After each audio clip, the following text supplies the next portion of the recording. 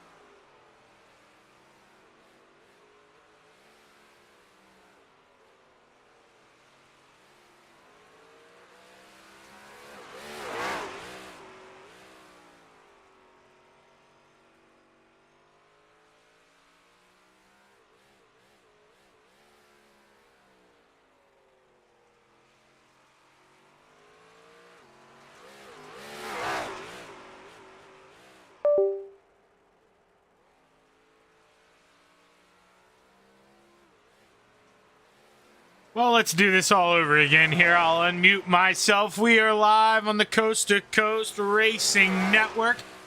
I'm Zach Chapman here with Shaggy TV, and we're at the Lernerville Speedway tonight for Thursday Night Thunder. We have a big crowd here. 31 drivers registered in the session. 2 drivers haven't put in the time. You'll see 29 there on the sheet, but the Spider Monkey in the 83, Brandon Dittmer and Glenn Sharp are in the session. Not sure if they'll end up racing with us here this evening. I hope they do. But we've got a big show. We're going to take 24 to the feature. That means we're going to send 7 home. And everyone out there tuning in, you wouldn't be able to tune in if we didn't have FTM and Venom Racing come together. That's Full Throttle Motorsports and Venom Racing, 2 separate teams here that run in the Coast to Coast Racing League. They came up with the broadcast money for the rest of the season here for the small blocks. So for that, we appreciate them 100%. Classy guys over there in those teams. And I mean, really, it's impressive. They've talked about it before. You know, they'll race each other really hard on the racetrack, but at the same time, they'll come together on the outside to keep the machine rolling, and that's exactly what we do here at Coast to Coast. Good racing every week, a well-oiled machine. Let's take a look at some of the guys out here right now. Rick Mayne, a guy we don't see too often in the small blocks. Good to see Rick out here in the 187 machine. Let's see here. I'm being a little quiet because it seems like iRacing's a little quiet to you guys. But let me know in the chat box if you don't mind. I crank it up a little bit. I just did turn it up a little, but if it needs to go up some more, let me know here. Should be rolling into qualifying pretty soon here as the Philly Flyer watches Rick Mayne go over in the 187. And, well, I'll tell you, maybe that's something I should reach out, figure out how Marty does that with the over the top, the off-track counter. The fall-off count, that's what it is, the fall-off count. I don't know how he does that. I don't have anything like that, so not going to be able to watch the fall-offs like our man Marty when he does it. But going to have to deal with it is at 27. He is on the top of the charts right now in warm-ups. Justin Hazlett. Anthony Morano, as soon as I click him, he pulls off the racetrack. Dean Reynolds out there in the 79. He's running around here a little bit.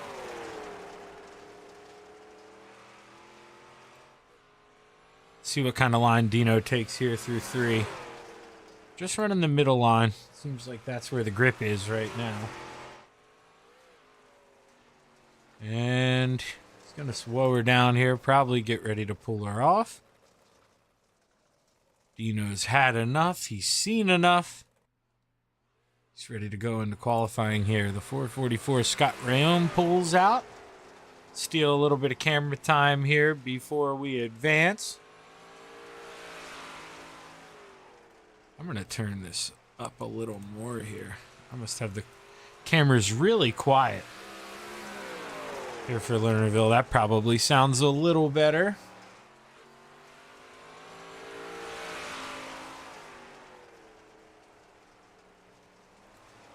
Scott Rayom, he'll be a guy who you got to watch flirting with the pole here.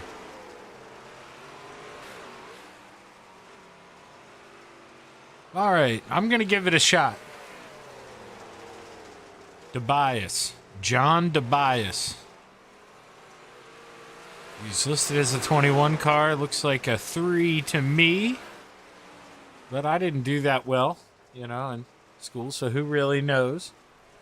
I'm gonna think it's a 3 there. Who's in that 27 machine running on the outside? Is that Justin? He just pulled out there, but a little late because we're going to roll into qualifying here at 7 o'clock. Time to roll. Let's see who gets out on the racetrack first. It's normally Brandon Templeton. Got my eye on him. There he is. Oh, it is close. Dean, you almost had him, I'm telling you. And then you lifted. You would have gotten the first lap honors here. Oh, you might get it. Brandon goes over. He's at 0.5. We did have a man pass him here. Michael Vitale taking the green flag here. Lap number 1. Let's see what the 213 can do. That LFM 213 looking real good. It's sticking well into 3. Good run off of 4. What kind of speed does he have? Let's look at the line.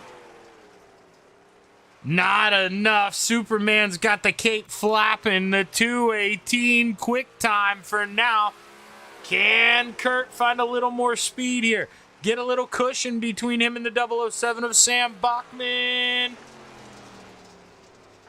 Not going to improve, but so far doesn't need to. The 218. Real fast on that opening lap. Jeff Barker in the top 5 with a P4 right now. The Ant-Man coming home 10th. Gotta think he thought he had a little more than that. Let's see here. Tom Hazlett He was your quick man in warm-ups. Let's see what the 27 does. Lap number 1, P7, goes to the top shelf for the second time around.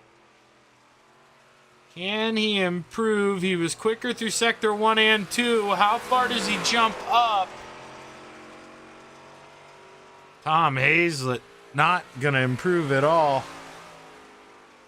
Did gain in lap time, but just not enough to jump spots. P28 for Tom Hazlett.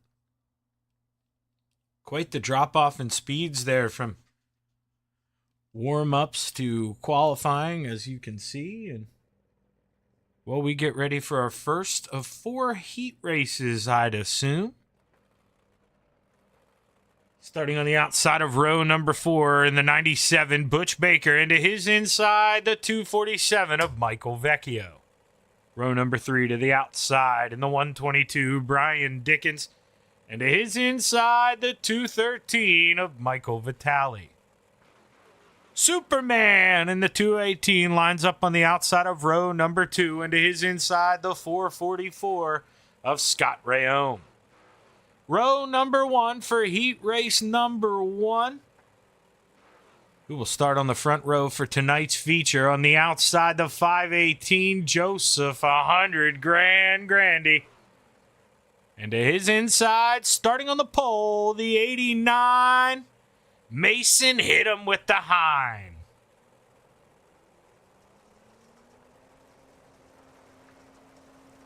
As we get ready to roll here. Mason Hein set to lead us to the green flag here for heat race number 1.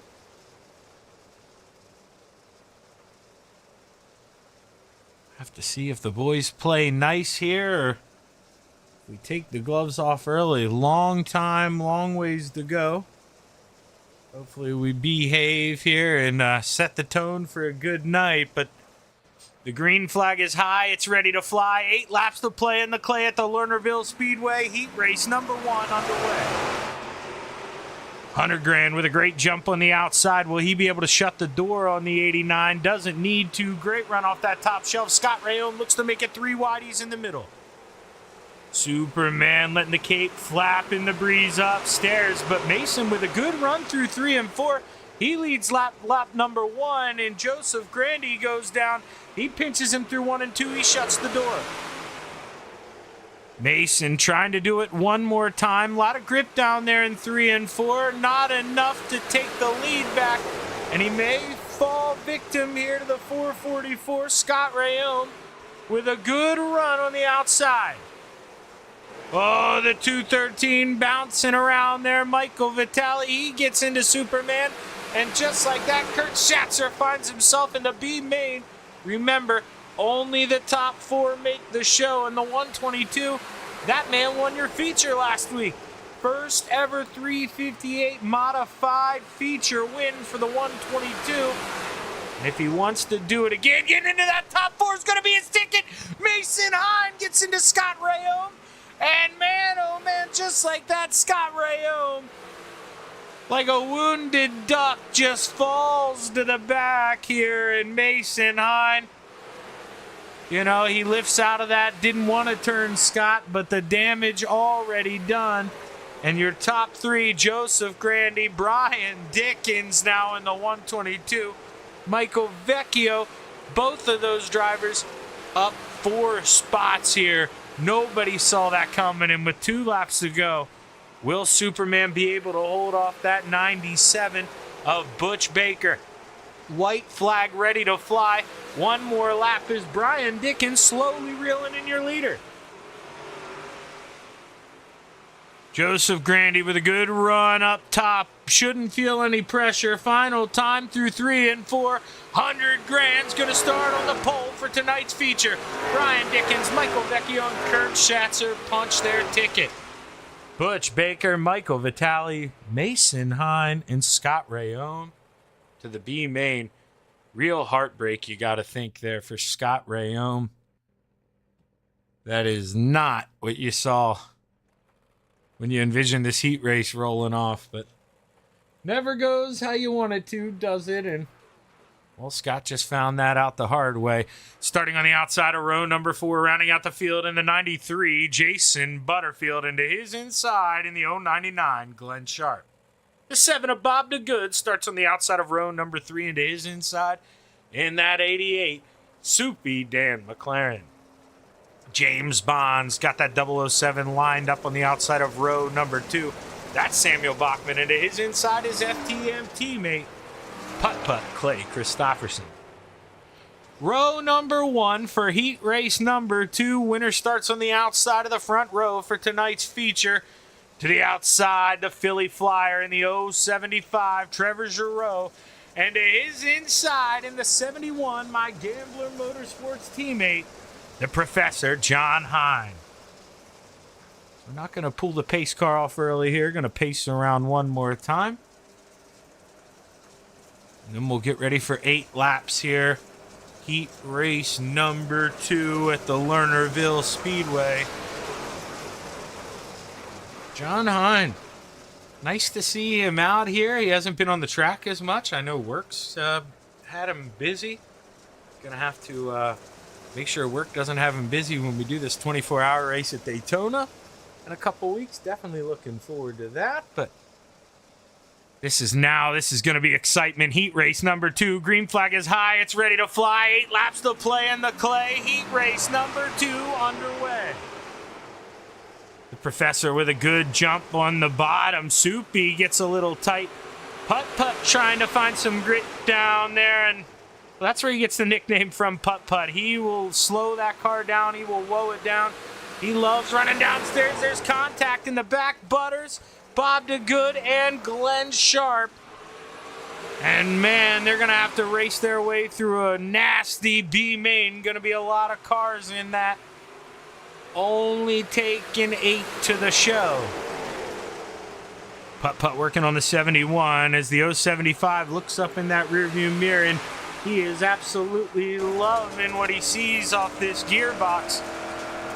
Putt able to slide up in front of John Hine. And now Sammy, that is Sam Bachman down there in the 007. Look at him get the twofer. He gets by the Professor and his teammate in the 51. Clay says, hold up, wait a minute. I'm going to come back at you here, but well, you can't always get what you want, as the Rolling Stones say there. Clay Christopherson dancing on the outside, looking to get a big run off, but man, he almost dipped that right rear over the cushion. Flirting with death up there on the outside as the 075's got the sail set out front. Big run, though, for Putt on the outside, doing the unthinkable, but Sammy Bachman goes in there and he shuts the door with a slider. Even if Clay gets this run off, now he's going to have to adjust to go to the inside because Sam's going up there and throwing him the rear end, really trying to cut off this run. And well, the Philly Flyer sees the white flag in the air. One more trip around. Can he hold on here as the battle heats up for third and fourth? Final time through 3 and 4. Trevor Giroux takes the checkered flag here. Heat race number 2. Sam Bachman comes home P2. Clay Christopherson and John Hine punch their ticket. Dan McLaren, Bob DeGood, Jason Butterfield, and the 99 of Glenn Sharp for the B-Main.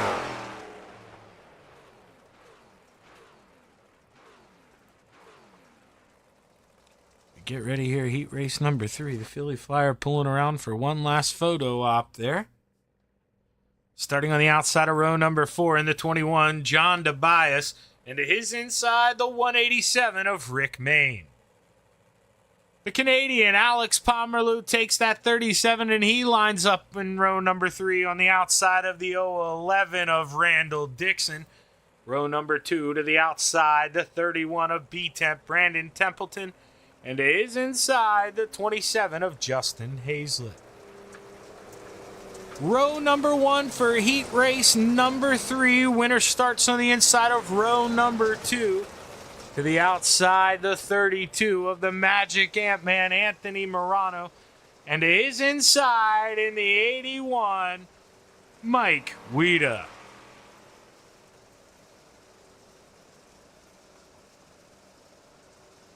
As we try to fix this overlay here, we're going to go around one more time, so I'll have plenty of time to fix it. No harm, no foul. It's nice. I don't always have that much time. Yeah, I don't know what it is about my settings, but it does not like Heat Race number 2. It's pretty crazy. I don't know what it is, though. Not the computer tech guy, but I'll tell you, if anybody out there knows, I am open to some suggestions as we get ready to roll Heat Race number 3. 8 laps here at the Lernerville Speedway. Green flag is high. It's ready to fly. We're ready to play in the clay at Lernerville Speedway. Mike Guida with a good restart here, but the 27 of Justin Hazlett makes it 3 wide early as the Magic Ant-Man trying to sprinkle some dust and make that high side work as Mike Guida to the inside, Hazlett to the inside, Guida in the middle, able to slot up in front of the 31. But the 27, he's not going anywhere. Great run on the bottom through 1 and 2. And you gotta think he's gonna make it work here out of 4. He does lead lap number 2. Can he complete the pass through 1 and 2? The 27 able to float up and not shut the door ever so close. Does he get aggressive coming off of 4? He leads lap number 3, 5 to go. Anthony Morano sticking to that outside. Oh, they're almost 3 wide coming off the corners. The 011 of Randall Dixon gets into the side of the Canadian. They battle hard as Justin Hazlett leads yet another lap. Cross flags, 4 to go. Anthony Morano with a slide job. Justin gets into the back. That's going to disrupt his momentum here. Does he complete it? Anthony gets fed the rear end, and now all of a sudden it's a 3-man party. Brandon Templeton, welcome to the show. 3 to go. Anthony gonna send it in here. Justin's gotta go back underneath. He's able to do so, but give it to Anthony at the line. 2 laps left to play. What kind of run can Anthony get off the bottom here? Not enough. The 27 goes down and shuts the door. We're going to see the white flag this time by 1 more lap to go. Anthony Morano goes upstairs looking for one last charge. Can he close in enough? I just don't think he can. He gets in the grass. Both of them. B-Temp's got to get on the binders. Justin Hazlett wins Heat Race number 3. Anthony Morano P2. Mike Guida steals P3 at the line from B-Temp. But Alex Pomerleau, Randall Dixon, Rick Mayne, and John Tobias, they've got to go to the B main. Your 4th and final heat race here at the Lernerville Speedway for the FTM Venom Racing Small Block Modifieds on the outside of row number 4 in the 033, John Morano, and to his inside, the 57 of Tom Hazlett, or Thomas Hazlett. There are 2 Tom Hazletts in this that I just... Or no, the other one's Justin, that's right. So we got, okay, family members, all right. Okay, Shaggy was bugging out for a second. Row number 3 to the outside. We got the Spider Monkey in the 83, Brandon Dittmer into his inside, and the 79, Dean Reynolds. Row number 2 in the 513 to the outside, the Brewerton Beast, Jeff Barker into his inside, the 56 of Randy Shreves. Row number 1 for heat race number 4. Whoever takes this one home's going to start on the outside of row number 2. Sean Green in the 271 to the outside. Trent Verstraeten starting on the pole in the 088 as the green flag is high. It's ready to fly. Heat race number 4 underway. Let's play in the clay at Lernerville Speedway.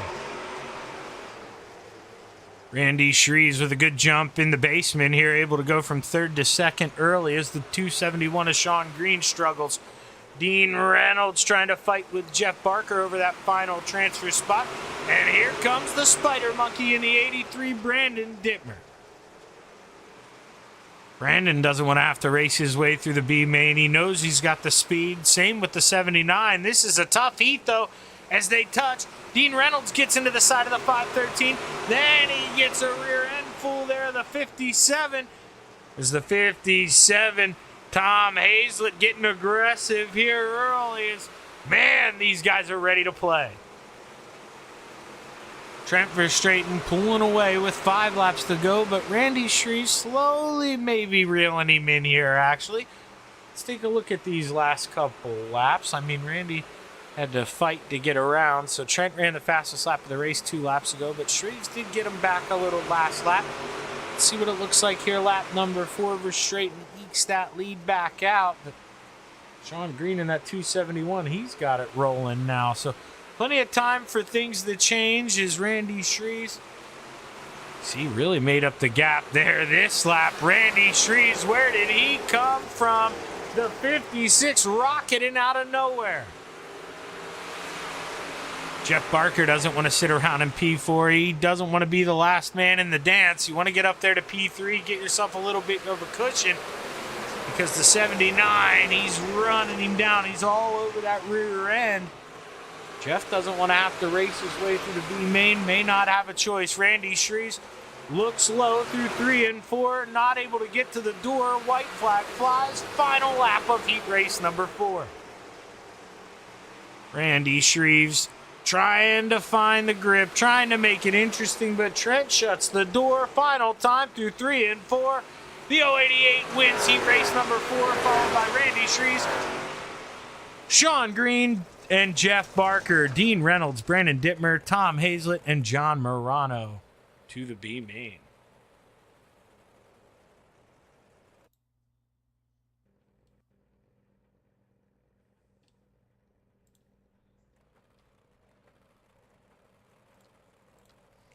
Let's take a look at the starting grid here for our B main. Remember, 8 drivers make the show, 8 going home.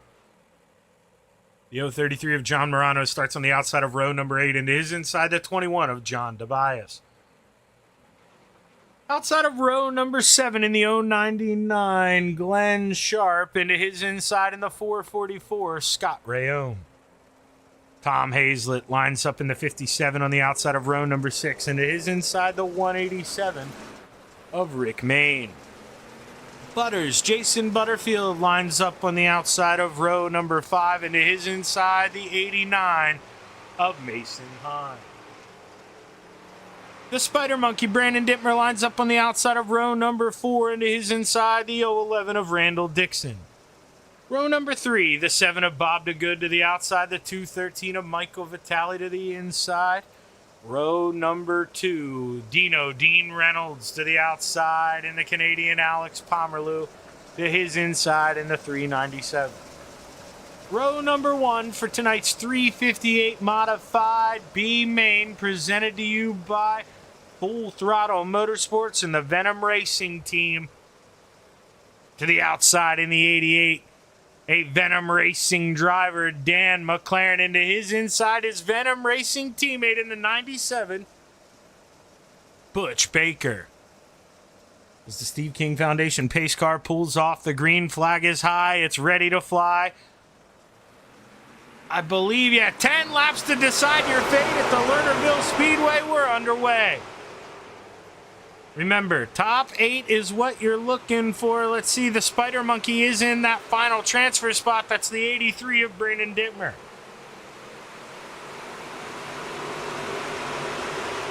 The 11 of Randall Dixon flirting with him, though, on the inside. Oh, as Butters gets into the side of the 83 of Brandon Dittmer. 93 tightened up a little bit. Then he gets a rear end from the 57. The 93 goes over, and just like that, Jason Butterfield. Man, that's going to be the end of his story here at the Lernerville Speedway. Tough break. The Spider Monkey trying to climb on that high side, going where really no one else around him is. He's able to get around the 011, able to get around the 7 of Bob DeGood now, really increasing his chances of making the show up to 6th. Your 8th and final transfer spot right now is going back and forth between the 7 and the 011. That is your battle, 7th and 8th. 4 wide behind him, Mason Hine on the bottom.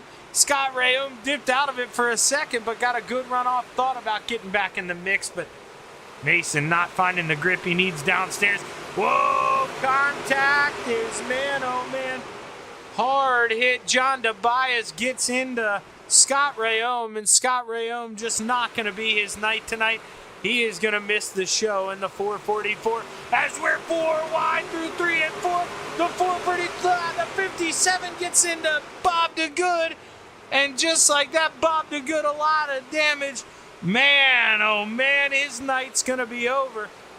The 83 of Brandon Dittmer now in that 8th and final transfer spot. He's got to watch out. It's going to get nasty. 3 laps to go. The 57 thinks about throwing a slide job, just not enough room. Can Tom Hazlitt find a run and get away around the Spider Monkey? Working the Spider Monkey. Hold on. It's him and Rick Mayne. Nose to tail. Soupy, we haven't talked about him all race. Big lead out front. He takes the white flag. Final trip around, but we're going to watch this battle for the 8th and final transfer spot. Brandon Dittmer with a good run off the top shelf. You got to think he goes downstairs and protects here. Final time through 3 and 4. Contacting behind. Brandon's going to skate through. Dan McLaren, Dean Reynolds, Butch Baker, Michael Vitale, Alex Pomerleau, Randall Dixon, Rick Mayne, and Brandon Dittmer. Welcome to the feature. Glenn Sharp, Tom Hazlitt, Mason Hahn, John Morano, John Tobias, Bob DeGood, Scott Rayom, Jason Butterfield. See ya in the Atlantic Management Resources Big Block Modifieds later on, we hope. But with that here, we're going to take a quick break here on the Coast to Coast Racing Network. Step away for a few minutes and we'll be back with your 358 modified features. Stick around.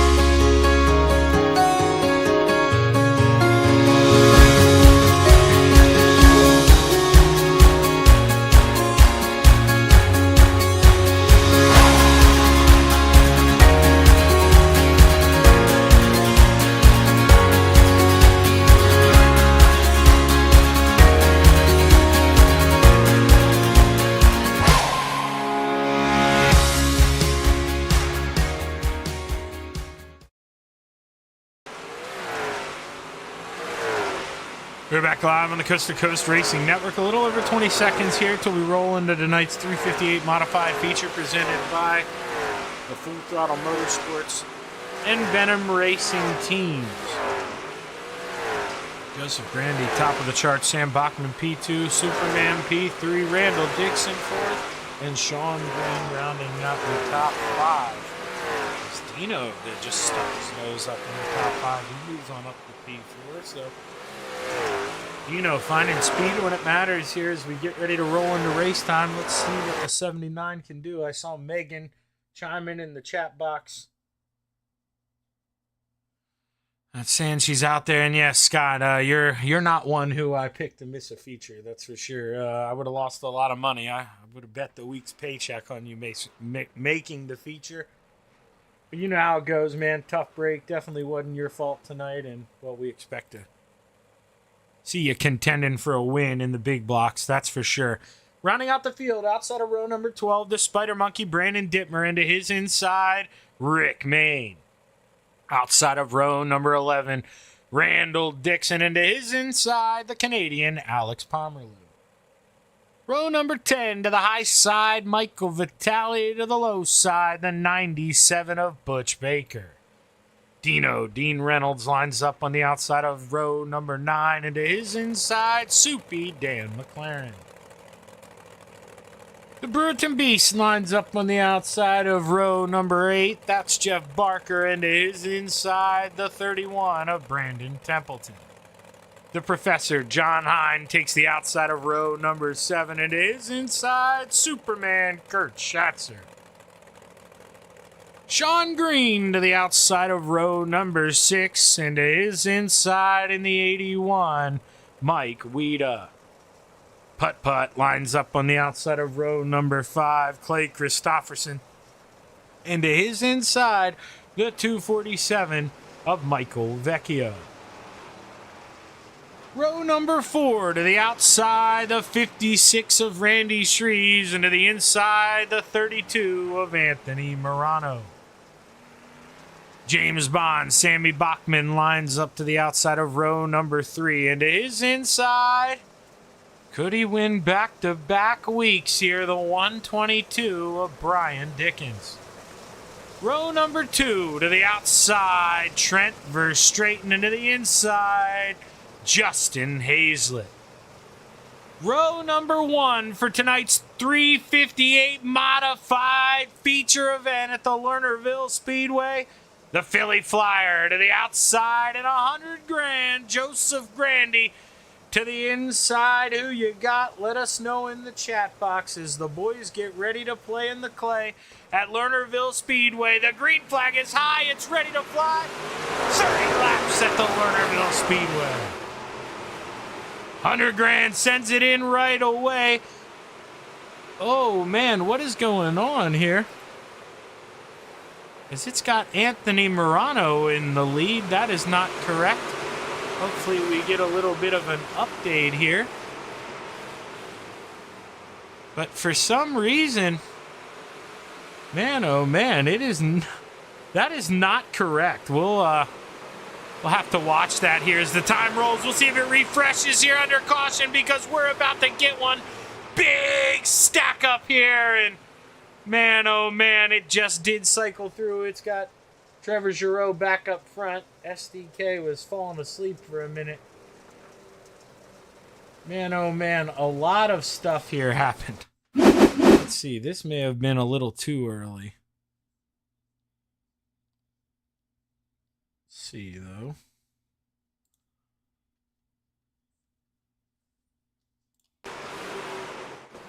You see Joseph, he steps up over the edge here. That's where it starts.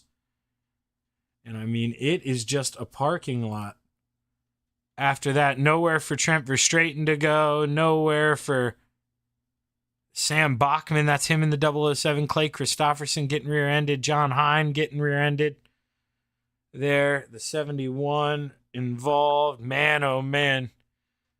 Look at Dino go around. There was nowhere for anyone to go here. It is a madhouse. You name your driver, they're probably involved in this one. Tough break here in the early goings.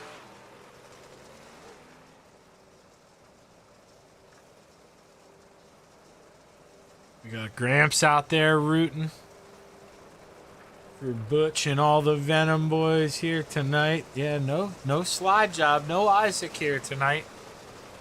He's probably on an important date, so we better let him be. Gotta keep Kels happy.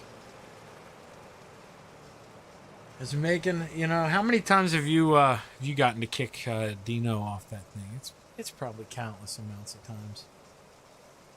'Cause Dean would do anything for love. We know that. He's not going around just yet. Caution got extended. They did double up. I thought we were going to go, but Steve King Foundation pace car never went off.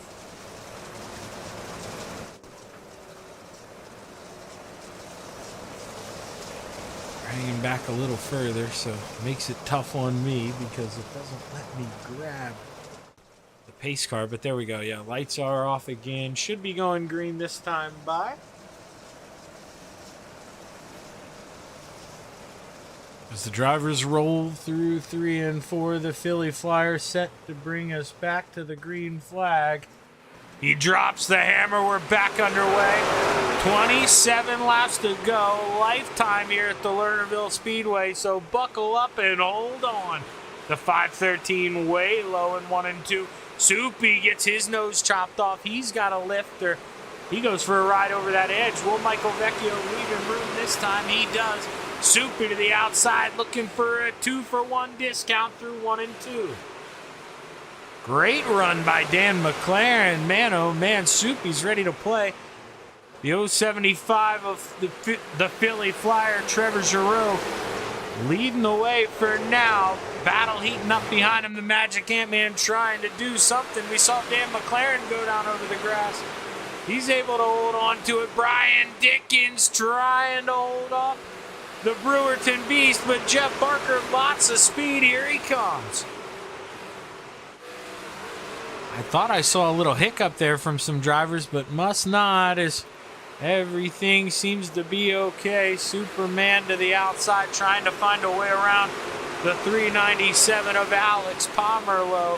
For now, gets himself up into the top 10. Now looking for 9th, skates on the outside of the 513. He goes up and over the edge, though, comes back, able to hold on. No! Finally gets the kill shot. And we saw it happen live. Man, oh man, what an eventful half a lap there for the 218 of Kurt Schatzer. We know this started back here. He gets himself over the backstretch wall.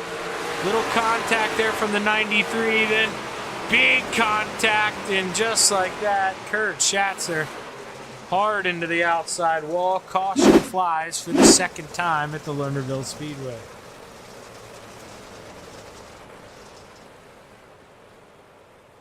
Nothing Superman can do about that, just other than originally, can't hate him for it, but was in a bad spot there. Just all by himself, drove over that edge, and, well, none of that happens. He's not in that predicament if you drive it in there deep on the top shelf and get it to stick. So, tough break, but we'll be able to bounce back here. Superman may give the big blocks a shot. Who knows?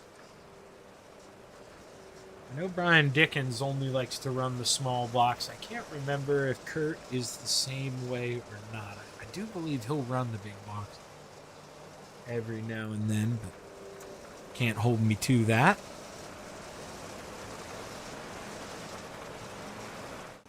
Watch the cars roll down the front stretch. The Steve King Foundation pace car does turn its lights off, and we're going to get ready to go back to green flag racing here. Should have 21 laps to go, when we take the green flag. Your hard charger right now is Brandon Dittmer, up 12 spots. As the green flag flies, the Philly Flyer with a great jump. Anthony Morano with a good jump as well. The 27 of Justin Haslett caught sleeping a little bit. The Ant-Man throws the slider. He completes it. Putt-putt puts it in the middle. 3 wide. Randy Shreves down in the basement. Putt-putt gets into the side of the 27. They're running out of room. Bouncing back and forth. Haslett, he's going to pay for that one. Hard contact. Trent Verstraeten involved and Dino involved as well. Caution flag flies. The professor goes around. Man, oh man. Big contact for the 27, and just like that, We're under caution. See if we can go above here. Try and change cameras real quick. Gonna rewind this. I mean, you can, it starts here, middle of 1 and 2. Know where he can go because Clay's in the middle. Randy maybe doesn't know they're 3 wide there. Comes up a little bit. Clay gets into him. Randy's still floating. They're just bouncing back and forth, and Hazlett's not going to be happy about it, but not too much Clay could really do. That's just guys, trying to race hard and get every position while they can. And just a product of dirt racing. You get rubbing. Cars start bouncing around.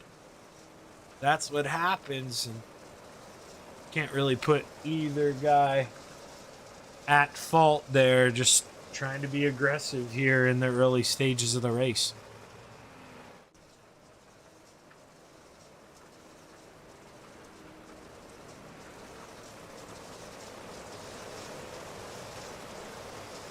Pace lights are off, or the lights are off on the pace car. Trevor Giroux should bring us back to the green flag this time, and looks like being the third caution, we'll stay single file for the rest of the night here. Force those guys to behave a little bit. 19 laps left to play in the Clay. The Philly Flyer brings us back underway. Randy Shree's holding on to that third and final podium spot now. Can he get up there? Can he make a run at Anthony?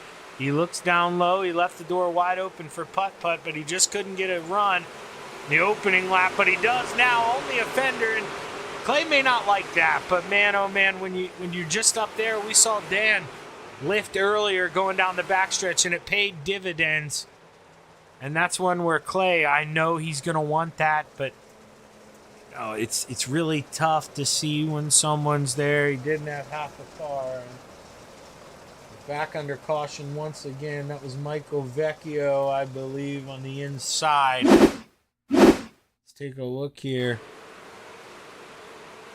The 247 gets a little contact there on entry from the 213.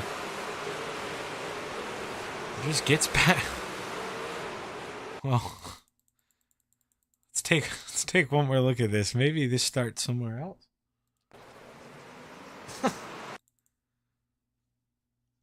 It may have been a previous lap thing. Who knows? He gets loose up top there. Tries to counter back. You got to think. He's got him clear to do that, but 213 maybe not very happy. Gets into him, and man, just like that, Michael Vecchio. Maybe all she wrote. Guys, man, we've had some races in these Thursday nights where, I believe at Wheat Sport, in the 2 divisions, we had 3 cautions all night. They went 70 laps with 3 cautions.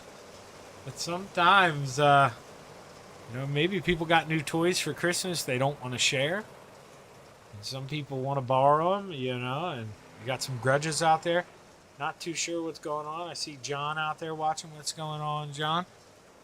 Hopefully I get to your guys' here on time. This one's running a little long, but the green flag is high, ready to fly, back underway. 17 laps to play in the Clay. Clay Christopherson trying to go to that outside. Randy leaves it open once again, but seems like lap number 1, turn 1 on those restarts, you just don't have that head of steam yet. Randy not going to make the same mistake through 3 and 4, left it open. Now can Putt-Putt get to the outside? Randy going to go up there, shut the door. Just there's enough grip left down on the bottom of the racetrack through 1 and 2 that you can get away with running the bottom. Let's take a look back here. Hard Charger right now, up 13 spots. The Canadian Alex Pomerleau in the 397. Brandon Dittmer and Rick Mayne also up 13 spots as well, as those two are going at it. That's the 187 and the 83. Can they find a way to keep on climbing up. Not easy to do here at the Lernerville Speedway, where the track becomes top dominant fairly early and it gets a little tough to pass. But I think we may be looking at a slide job. No, Trevor Giroux may have been sensing it. He goes down there and shuts the door. But the Ant-Man finds the grip coming off the corner. Does he send it in here? Battle for the lead. Anthony Marano leads with 12 to go. The Philly Flyer coming back with some more sauce through 1 and 2, but Anthony, too good. The Magic Ant-Man to the lead. Top shelf through 3 and 4. He leads with 11 laps to go. Randy Shreves likes what he sees, goes downstairs. Can he find a way around the Philly Flyer? Man, Trevor, he was real quick early on, but kind of got away from that top shelf. He's about half a lane too low. Gets into the front stretch wall. Here comes Putt-Putt. Randy Shreves got to the back of him when he got in the outside wall. Putt-Putt now trying to get to the outside. Does Randy leave it open? He goes up. He feeds Clay Dinner.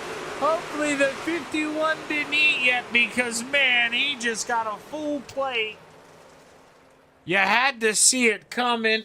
And, you know, I mean, slide jobs, yeah, they're a part of racing. Definitely a little bit of a block here. But, I mean, you're racing hard here at the end. Let's go on the nose here, the 51. So he's barely to the outside. You see the 56 coming up, and this is where I know Clay doesn't want to, but got to live to race another day. There's not really that lane there. And, I mean, are you faster than the 56? For sure. I mean, anyone watching this can see that.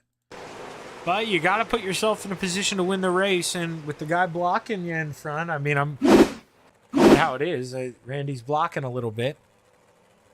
You got to be willing to suck it up. And I talked about how difficult of a track it is to pass at Lernerville. You know, you're so committed to that high side. Got to time that right. You got to realize, hey, he's been blocking me. I've got to cut down below him here. If not, I'm going to get fed dinner. And that's exactly what happened. Tough break for the 51. But Clay Christopherson, he is another one that I expect to be battling for the win here in the big block modifieds. Oh, hey, Isaac chiming in. What's going on, Isaac? I said you were probably hanging out with the old lady here tonight. Taking a little night off. Steve King Foundation pace car pulls off.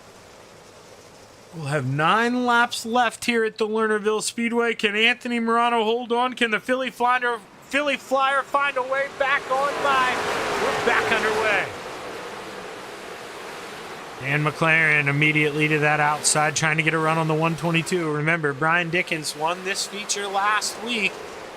Trying to go for the twofer. He'd at least like a podium. Can he find a way around the 56?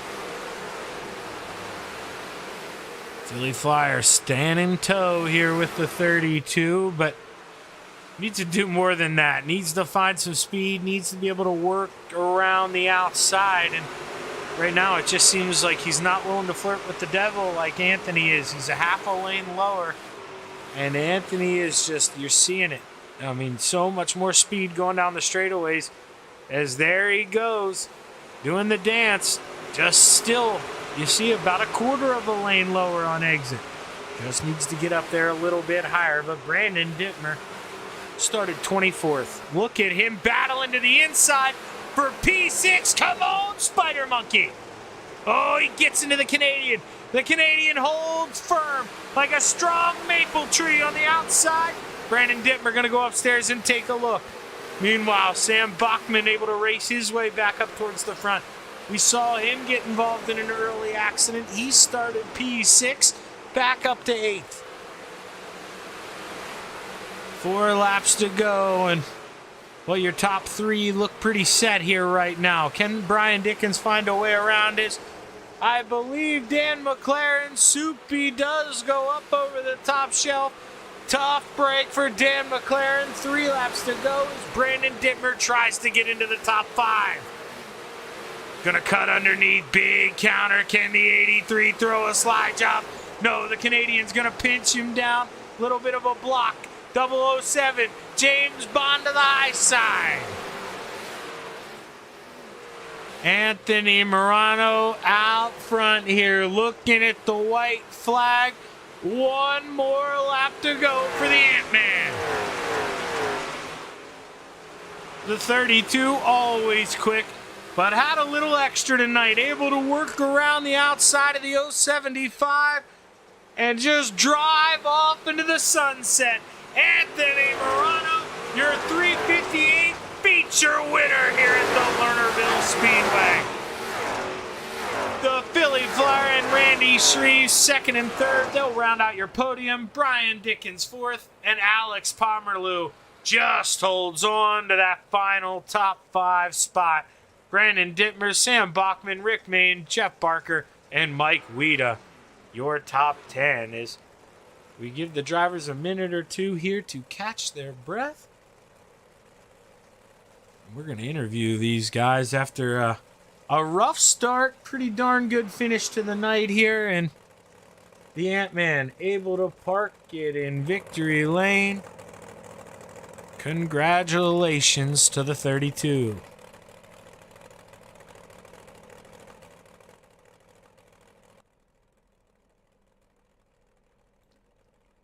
Try and go back here. Find Randy Shreves.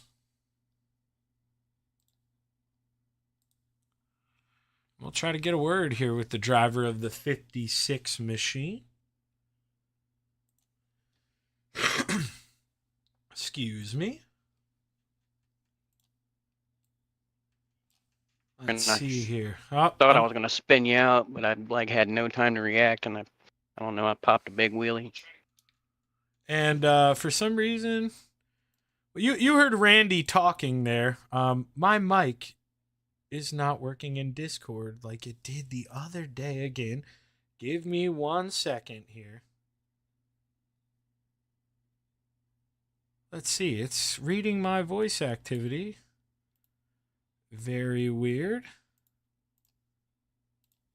Let's try this one more time. Hey, Randy, you got a copy this time? Yeah, I got you, Shaggy. All right, I pulled you up and everybody got to hear the end of your story you were telling Trevor because you couldn't hear me because my settings like to change. My apologies, Randy, man. Good run here. You're able to bring home a top 3. I mean, it seemed like you had to be upstairs. It was pretty tough to use that bottom towards the end. Yeah, it was definitely a tough race. Very eventful. I may have made a couple people mad, but it's nothing intentional, man. It's just one of them tracks. It's just I don't know, somebody makes a mistake in front of you or something, you just have no time to react, or it's just one of them tough tracks, and you kind of got to race people hard here and get that track position, and kind of. I don't know who it was I got into, but I got into somebody earlier on in the race, and I was thinking about that the whole time. I felt bad, but I just tried to hang on to it, and normally I don't really do good in these things, and happy to pull off a podium. Well, no, man, it seemed like, not just you there. It just seemed like everybody pretty aggressive here tonight. You almost had to be aggressive yourself, if you wanted to be able to finish on the podium. And, man, you're able to do just that. So congratulations, Randy. Big P3, man. Who you want to thank, brother? For sure, I want to thank everybody at Coast to Coast. Dylan Shreves Designs for painting my car.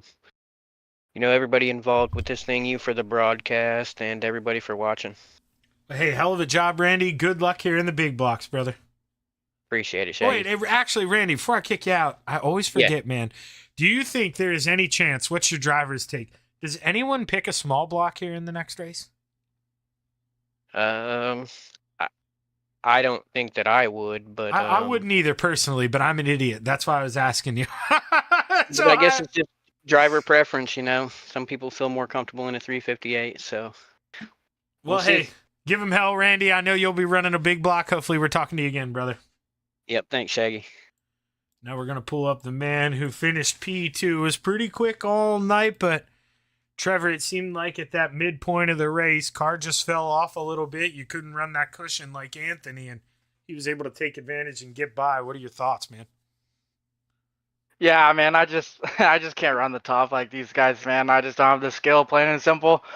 Entering on the top, it's just tough. I mean, there's a small percentage of guys who can do that, and I mean, it's what you have to do to be fast. So I just run a different line, a slightly different line, and hope it works. I mean, I either enter high and cut low, or I enter in the middle and drift to the cushion and hope it sticks. But I lose a lot of time on entry, and yeah, I mean, what do you do? I mean, I'm not mad losing to Anthony, and once he got by Randy there, I kind of knew my fate there. But definitely happy to be back and on the podium here and lead a few laps.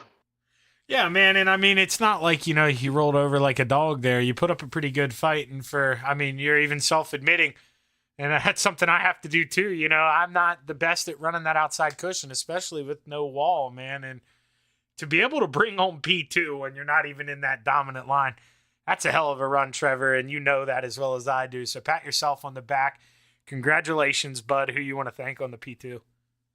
I appreciate it, Shaggy. Just got to thank all the boys at Venom here, and good showing for us. Not too bad. Thank Big Tim Race Wraps, RSN Tracksides, Dean Reynolds of the Super Dirt Car Series, Lambton Diesel Specialist, and big shout out to the FTM boys for going on this deal with us to get the stuff, keep the stuff broadcasted. So shout out to them, and big shout out to Anthony and for another win. I mean, I raced with him for a long time, and so props to them. Props to Randy, Dickens, Pomerleau, all those guys on a good run tonight. Yeah, man, Rivals on the Track, friends off of it. You guys are awesome for doing that. I mention it every time. I wish more of these teams could squash that crap and get together like you guys do. Great example, and look forward to talking to you here after the big block race, Trevor. Give them hell. But before I kick you out, I asked Randy, and personally I think drivers would stay with the big block, but is there any chance we see anybody in a small block after this? Yeah, I'm honestly, I mean, you won't see me in a small block, but I think you're definitely going to see some guys take a 358.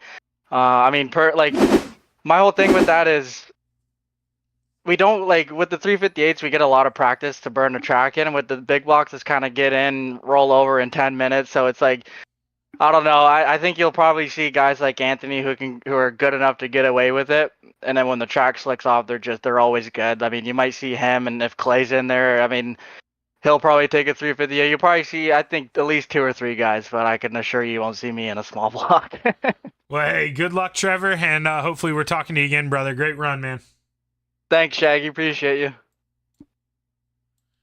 And the man who danced with the devil upstairs, Anthony, it paid off, man. You're up that half lane higher than Trevor, and you're just able to just gnaw at him, man. Gnaw into that lead, and you get into a little 2-lap battle, but made pretty quick work. That 32 seemed like it was a rocket ship tonight, man. Talk to us about it. Well, I was watching the Tulsa shootout today. I saw the other Ant-Man, Anthony Prego, win on the top side in the heat race, so I figured that was probably my best bet. Take some advice from that guy there. So I was just up that little bit higher than Trevor and was able to get the right rear in that fluff and get a better drive off, and just went in the next corner, and I think it was 3 and 4. I threw the first slider, knew I was going to clear him, so I felt okay doing it, as much as I hate throwing them, but I knew that was going to be the only way I was going to get around him. I tried just to go around the bottom, and there was nothing down there for me, and figured, well, the only thing I'm going to be able to do is throw that slider and clear it and try to take off from there.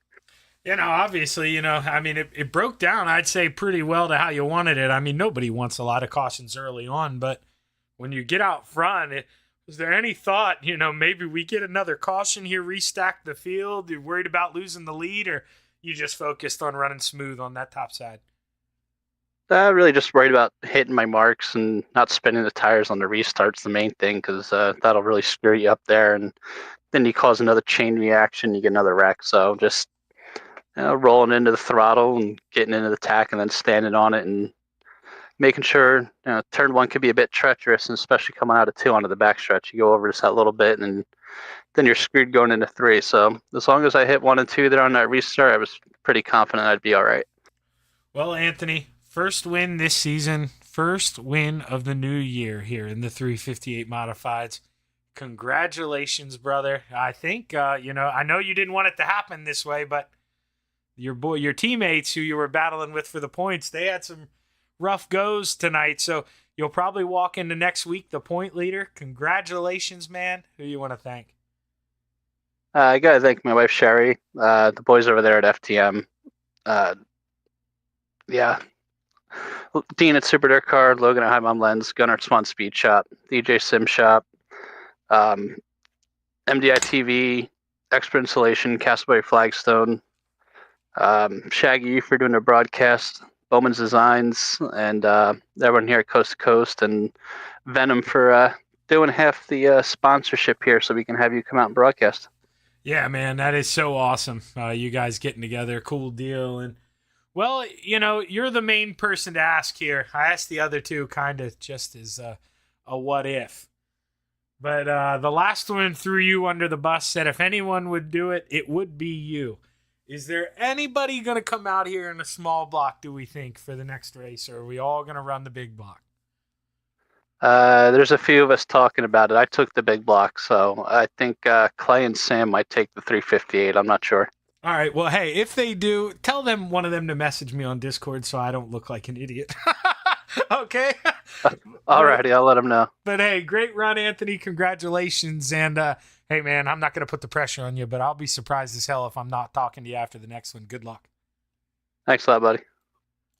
That's the Ant-Man, Anthony Morano. First win of the new year here in that 32 machine, and he's got a lot more coming. Your previous point winner here in the series, I believe. But with that here, we're going to step away, take a quick commercial break, and we will be right back with your Big Block Modifieds presented by Atlantic Management Resources here at the Lernerville Speedway next. Stick around.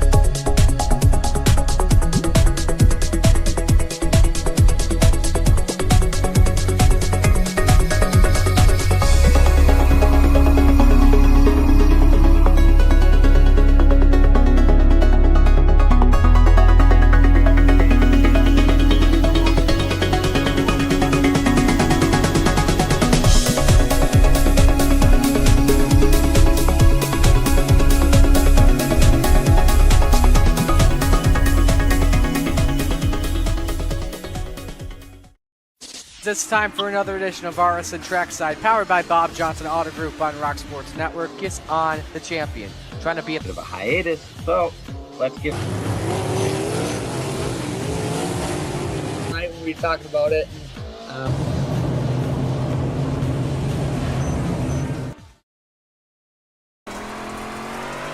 We're back live on the Coast to Coast Racing Network. They're trying to speed up the program here because, well, Travis Piercefield with Extreme E-Speed TV will be bringing you the broadcast of the Pro Late Models here next. But for now, we're going to get ready to roll into qualifying. 26 drivers here. What a ride for the 7 of Bob DeGood. Hopefully they had the backup car ready to go. as well. You're going to see me do something here really quick. My apologies. I did not save the camera. And when I did that, and I should have, not going to this time either, but I want to be able to click that camera when people aren't on the racetrack. That is what that button means. Let's find out here. Dan McLaren.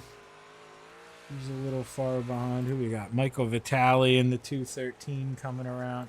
But Superman actually on lap number 1. Let's follow the 218 here, Kurt Schatzer.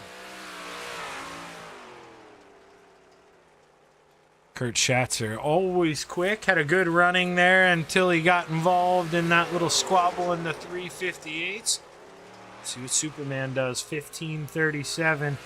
But 100 grand takes over the pole in the 518. Joseph Grandi always on the money.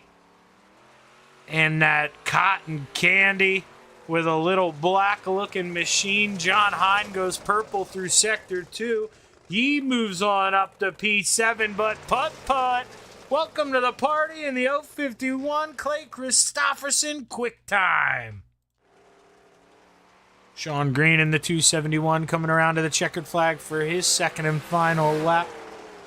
Or first lap, excuse me. First lap comes in P8. Pretty good lap there for the 271. Slower through sector 1. Can he find any more speed through sector 2? The answer is no. He's going to stay P8 is Sam Bachman. He's able to park at P3. Good run for the 007. We got 4 FTM in the top 5. 5 in the top 6 is Anthony there at P6. Good qualifying effort for the FTM boys is the Spider Monkey. Brandon Dittmer, he never even got to get a lap in. Too late to the party. And 2 cars going to go home here in this one. We'll have, let's see, 4 heat races. Get ready here to take a look at the starting grid. Heat race number 1. Winner will start on the front row. Or on the pole, excuse me, for tonight's feature here at the Lernerville Speedway. John Tobias, the 21. Blackjack to the inside of row number 4. Outside of row number 3 in the 89. Mason Hine into his inside, the 513 of Jeff Parker. Putt lines up on the outside of row number 2. Into his inside, his FTM teammate, Dean Reynolds. Superman, Kurt Schatzer, lines up on the outside of the front row. Into his inside, the 2 of Harold Klump. As the boys get ready to settle some scores here. A lot of stuff happened in the 358 modifieds. Would not at all be shocked if we maybe saw a little bit carry over here into the big blocks. As the Steve King Foundation pace car pulls off, the green flag is high. It's ready to fly. Heat race number 1 is underway. Let's go play in the clay. Dino got the mower out here. Oh, it bottomed out on him, and the Brewerton Beast moves up into that 4th and final transfer spot. Dino trying to get some of it back, but not able to. Mason hit him with the high and on the high side, trying to storm his way up into P5. Whoa, John goes around in the back all by himself. Tough break for the 21. Blackjack going to have to race his way through the B main here, as Harold Klump got that 2 sizzling downstairs. Looking good out front. But here comes Putt. Cue the jaw music. Clay Christopherson ready to turn up the heat. He goes so low. You see he dips that left tire in the grass, and Clay willing to go down there and get it done, just trying to search for grip. Harold doing a good job of closing off the middle. And Kurt there for a while was hoping the high side was going to come in. He gets a good run off it too the first time he goes down to the bottom. What does he do through 3 and 4? Jeff Barker holding onto that 4th and final transfer spot as Dean Reynolds trying to run him back down. Dino knows what can happen. He doesn't want to go through a P main. Man, oh man, you don't want to be at the end of someone else's fate there. They could really mess you up. Harold able to hold onto the high side, but Clay Christopherson looking to get to the lead here. He wants to start on the pole for tonight's Atlantic Management Resources Big Block Modified feature. Harold back to the bottom through 3 and 4. Give it to Clay at the white flag. One more lap to go. Clay looks like he's going to hold on. He should have a good enough run to shut the door. He decides to stay upstairs. He leaves it open for Harold. Clay's going to win heat race number 1. Harold moves on P2. Superman third. And Jeff Barker punches his ticket to the show. Dean Reynolds, Mason Hine, and John DeBias to the B main.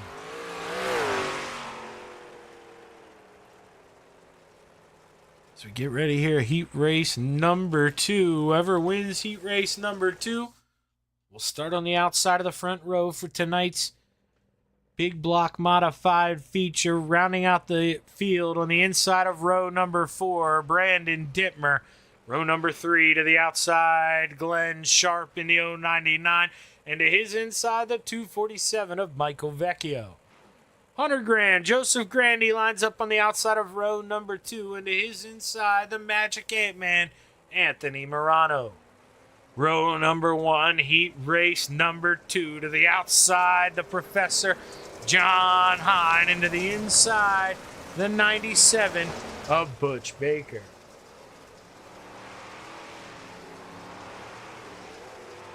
See, heat race number 2. That is when it does it. I don't understand. It does not like heat race number 2. There's something in the code. Very, very weird. And when I refresh the cache, all is right in the world. And the green flag is high. It's ready to fly. Heat race number 2 is underway. Butch Baker with a good jump on the inside. Is he able to go up and shut the door in front of the 71? No, too much steam for John Hine. He's looking to take the lead here. Lap number 1. Car off over 1 and 2 as the Professor takes the lead. Anthony Morano with a good run on the bottom through 1 and 2. But the Professor storms by on the high side. Anthony left him just enough room. He knows it's early on here. You better play nice. You don't want to be naughty here in the heat races or it may come back to you. Anthony working hard on the bottom. He throws a slide job. John Hine, can he counter? Does he stay in line? The Professor goes down to the middle through 1 and 2. What kind of run does he get off the corner? He pulls even but has to crack the throttle. Got too tight, didn't want to get into the 32 after Anthony just ran him clean. We're halfway, 4 laps to go. Brandon Dittmer on the outside looking in. He needs to make up a lot of ground if he wants to punch his ticket here. About a second gap to Joseph Grandy, who's looking on the high side, trying to find a way around the Professor or Butch Baker. Butch is looking to the inside, trying to get around John Hine, and that may allow Joseph Grandy to get involved in this. John goes over the edge. He's got to crack the throttle. Butch slides up. Joseph tries to counter underneath. They're side-by-side battle for second with 2 to go. Butch tries to pinch the 518 down. Joseph going to float up a little bit. I saw that coming. They touch. You knew it was coming. You got to cement your ground on the inside. You got to be willing to do that. And that's why Joseph wins so many of these races and runs towards the front. Punch from behind. John Hine able to hold on. Dittmer got into him. But white flag flies. Final time around. Anthony Morano, checkered flag. He's going to win heat race number 2. Followed by Joseph Grandy, Butch Baker, John Hine. Brandon Dittmer, Michael Vecchio, Glenn Sharp to the B main. As we get ready for heat race number 3, to the outside of row number 3 in the 187, Rick Main, and to his inside, the 011 of Randall Dixon. James Bond lines up on the outside of row number 2, Sammy Bachman, and to his inside, the Philly Flyer in the 075, Trevor Giroux. Row number 1 for heat race number 3. Winner starts on the inside of row 2. The 213 of Michael Vitale to the high side, and the 56 of Randy Shrees to the inside here, starting on the pole. It's going to be an interesting heat race here. I don't know who I'd pick to win this one. Now it's going to stack over here. Again. Get that going.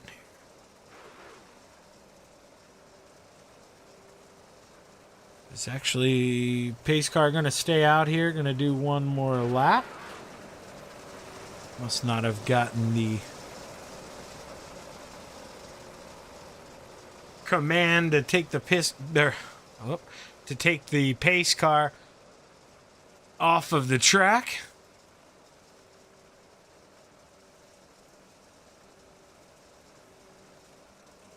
Roll down the backstretch. The Steve King Foundation pace car does go off this time. And the boys will get ready to play here. Heat race number 3. 8 laps to play in the clay at Lernerville Speedway. Heat race number 3 underway. Good jump by Randy Shrees. Can he go up and shut the door on the 213? Or does Michael Vitale have too big of a run? Here he comes, 3 wide. The Philly Flyer downstairs. Man, oh man, look at him getting aggressive early on. He leads lap number 1. If you're going to make it 3 wide, that is how you do it. You make it stick, you go to the front. And the Philly Flyers setting the pace early here at the Lernerville Speedway. The 007, here comes Sammy Bachman to the inside. He was back and forth. Up to third. Can he find a way around the 213? Using the low line like he saw Trevor Giroux do out front. Trevor, though, now it should be noted, now that he's gotten to the front, it isn't running as low as he was, is floating up a little higher on the corner exit. So he looks in this mirror, he may see that there's a little more speed down there if he goes about half a car length lower in the middle of the corner, because here comes the 007, Sam Bachman, feeling himself right now. 3 to go as they cross the line. Rick Mayne on the outside looking in. Randy Shrees has that 4th and final transfer spot. He's got to be feeling pretty confident right now. He's got a little bit of a gap back to that 187. Can't afford a big mistake. Can afford a teeny fumble here. Is only 2 laps to go. Running single file. Drivers running out of time here as we enter 3 and 4. White flag set. The wave is there. Sam Bachman does go over that edge. Puts Rick Mayne in that 4th and final transfer spot. That's why you never give up. You always plug away. And the Philly Flyer wins heat race number 3. Battle for second. Give it to Michael Vitale. Randy Shreves 3rd. Rick Mayne punches his ticket. Randall Dixon and Sam Bachman to the B main. As we get ready for our 4th and final heat race for the Atlantic Management Resources Big Block Modifieds. Starting on the outside of row number 3, the 93 of Jason Butterfield, and his inside the 397 of Alex Pomerleau. Row number 2, to the outside, the 444 of Scott Rayome, and to his inside the 271 of Sean Green. Soupy, Dan McLaren lines up on the outside of row number 1, and to his inside the 7 of Bob DeGood. Heat race number 4 winner will start on the outside of row number 2.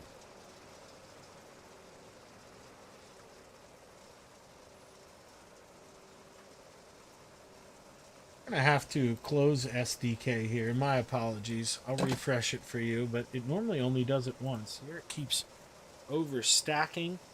We will get it back on your end. Maybe not till lap 1. Nope, it's back, and we're ready to play heat race number 4 underway. Dan McLaren with a good jump on that outside. Bob DeGood trying to come back on the inside. Here's got all the kinks worked out. I do believe Scott Rayome battling with Sean Green. Sean Green trying to make that middle line prevail. We've seen it work early on, and here comes Bob DeGood battling back with Scott Rayome. Bob holding on to that fourth and final transfer spot for now. Doesn't want to be that guy. Wants to get himself comfortably in. You don't want to have one little mistake cost you here and get you out of the show. But Alex Pomerleau, here comes the Canadian, gonna look low through 3 and 4. Side by side coming to the line, give it to the 7, but he's got to hold off that Canadian for 5 more laps, and Alex only needed one more set of corners. Bob back to the inside. He ain't gonna go away that easy. Scott Rayome looking to the inside of the 271, battle on for P2. Can my homie Scott Rayome find a way around the 271? Thinks about sending it in deep, just doesn't have the room as we see Bob DeGood throw a slide job. The Canadian back downstairs. Man, battles on for 2nd and 4th. They touch a little bit through 1 and 2. Alex Pomerleau loses some juice as Scott Rayome sends it in. Sean goes a little deeper, maybe a little too deep. He gets a good run off the top shelf, but give it to Scott Rayome at the line. 2 more laps to go. Scott using all that grip there on the bottom of the backstretch to regain his speed and re-pull up in front. Give it to Sean Green at the line. The white flag flies. 1 more lap to go. Bob DeGood dives through the grass and Scott Rayome. Oh my God, what a heartbreaker for this guy tonight.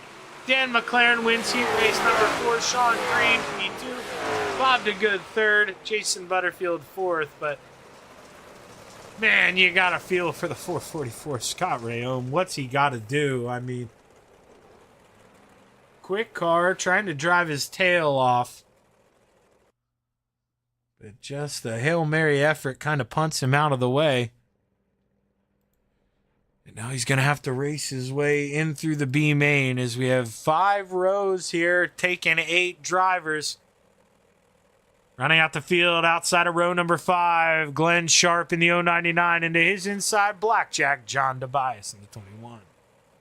The 444 of Scott Rayome to the outside of row number 4. Into his inside, the 007 of Sam Bachman.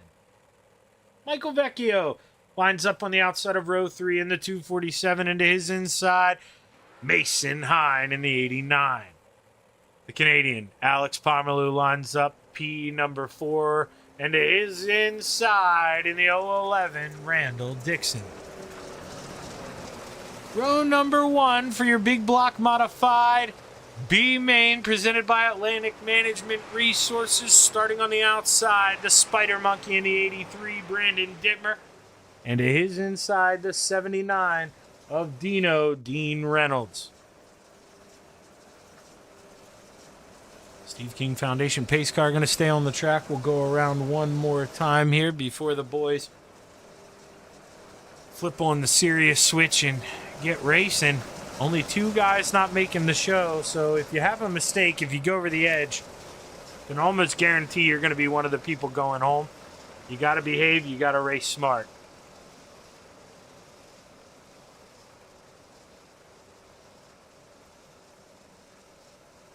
'79 here of Dean Reynolds set to bring us to the green flag here.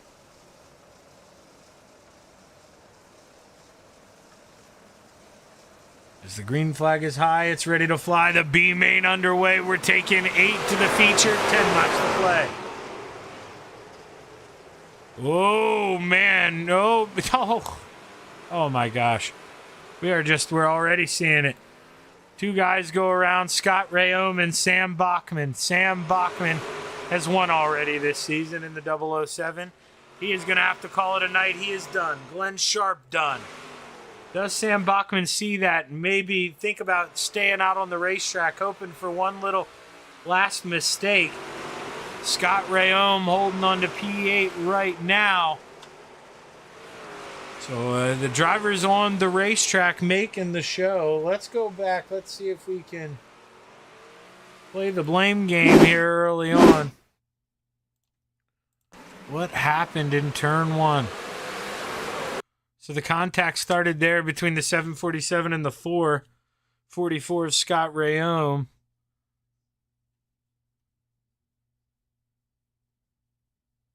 Scott trying to come down. So the 89 of Mason Hines, something had already happened up there. Nothing's happening in this B main. We're not missing anything. He just goes down, gets in the grass, it tightens up on him. Sam, yeah, just everybody meets in the middle. Tough break, racing incident. And I say, just like that, 8 cars in the show. Glenn Sharp back out on the racetrack in case something happens to any cars. But your top 8 seem to have their tickets punched here. 4 laps to play at the Lernerville Speedway. That is a really, really tough break here, but I just remembered to check Discord. Scott Rayome did go with the big block here. Said he chickened out of the small block, able to the spin out here, get himself up to P7. He should make this show, barring a big mishap. But these two at the front here, they're buddies. And it may be the B main.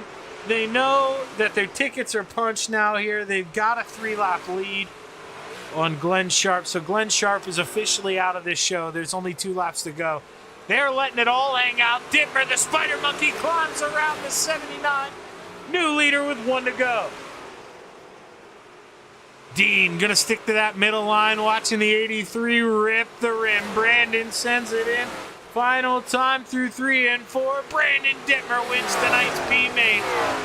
Dean Reynolds, Alex Pomerleau, Randall Dixon, Michael Vecchio, Scott Rayome, Mason Hine, and John Tobias to the feature. And with that, we're going to step away for a couple minutes, and we will be right back with your big block modified feature. Stick around.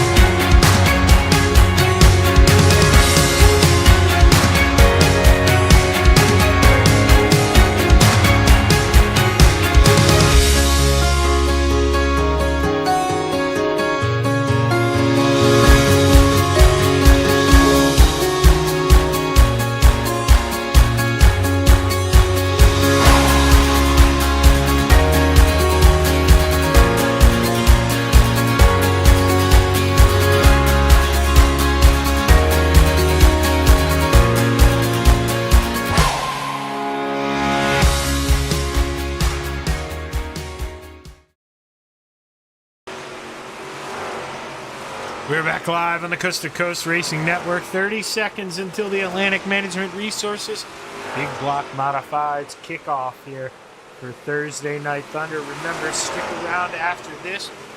Travis Piercefield will be bringing you the pro late models here on the Coast to Coast Racing Network, presented by Extreme E-Speed TV. I believe, actually, you know what? Let's pause with Shaggy here for a second. Let's see. I can go to the schedule like I should have done. I'm on points. My apologies. I could be wrong, but I believe, well, Extreme ESpeed TV is doing the broadcast. 10,000% sure. But okay, yeah, Dirt Track Bank Friday Night Lights is sponsoring the Pro Late Models this season. So appreciate it, boys. You may have heard me call a couple of the shows over there with Joe Halter. Great league over there. They're sister of the Coast to Coast Racing League. Awesome group of guys here.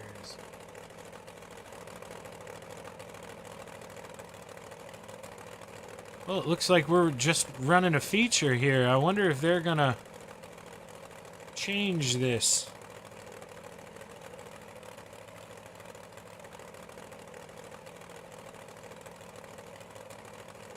Hey Jeff, I'm live on the broadcast. Are we making a new one or are we doing this one? What's wrong? Oh wait, what am I doing? I'm an idiot. I had a mental lapse. I'm an idiot. You're all good. I'm going back to my home. You have fun. I'll tell you what.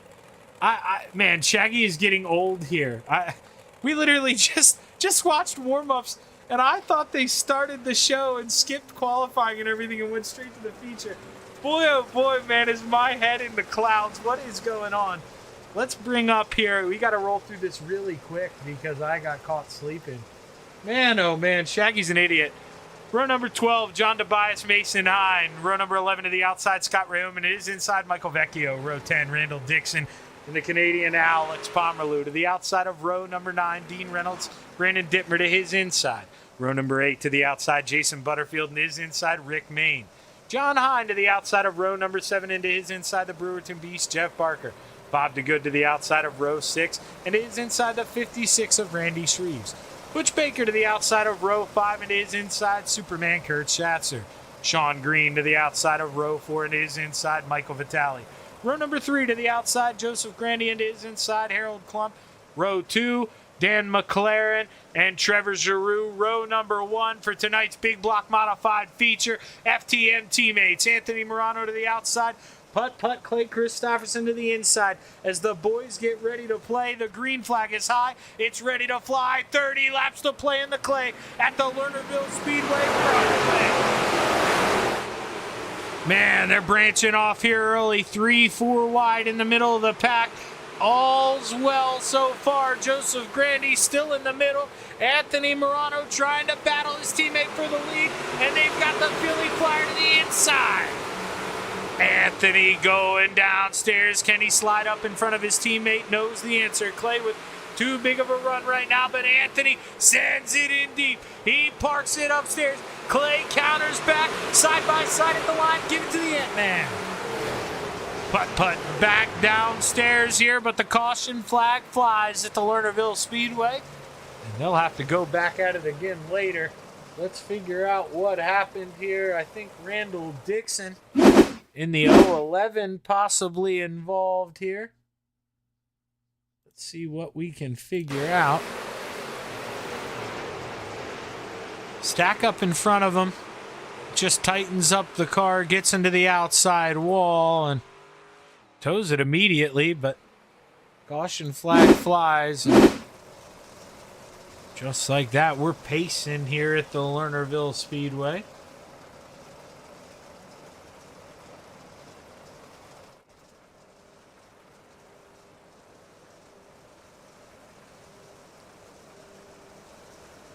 Yeah, like I said, the Dirt Track Bank Friday Night Late Models, Pro Late Models are coming up next, so if you're interested, definitely stick around.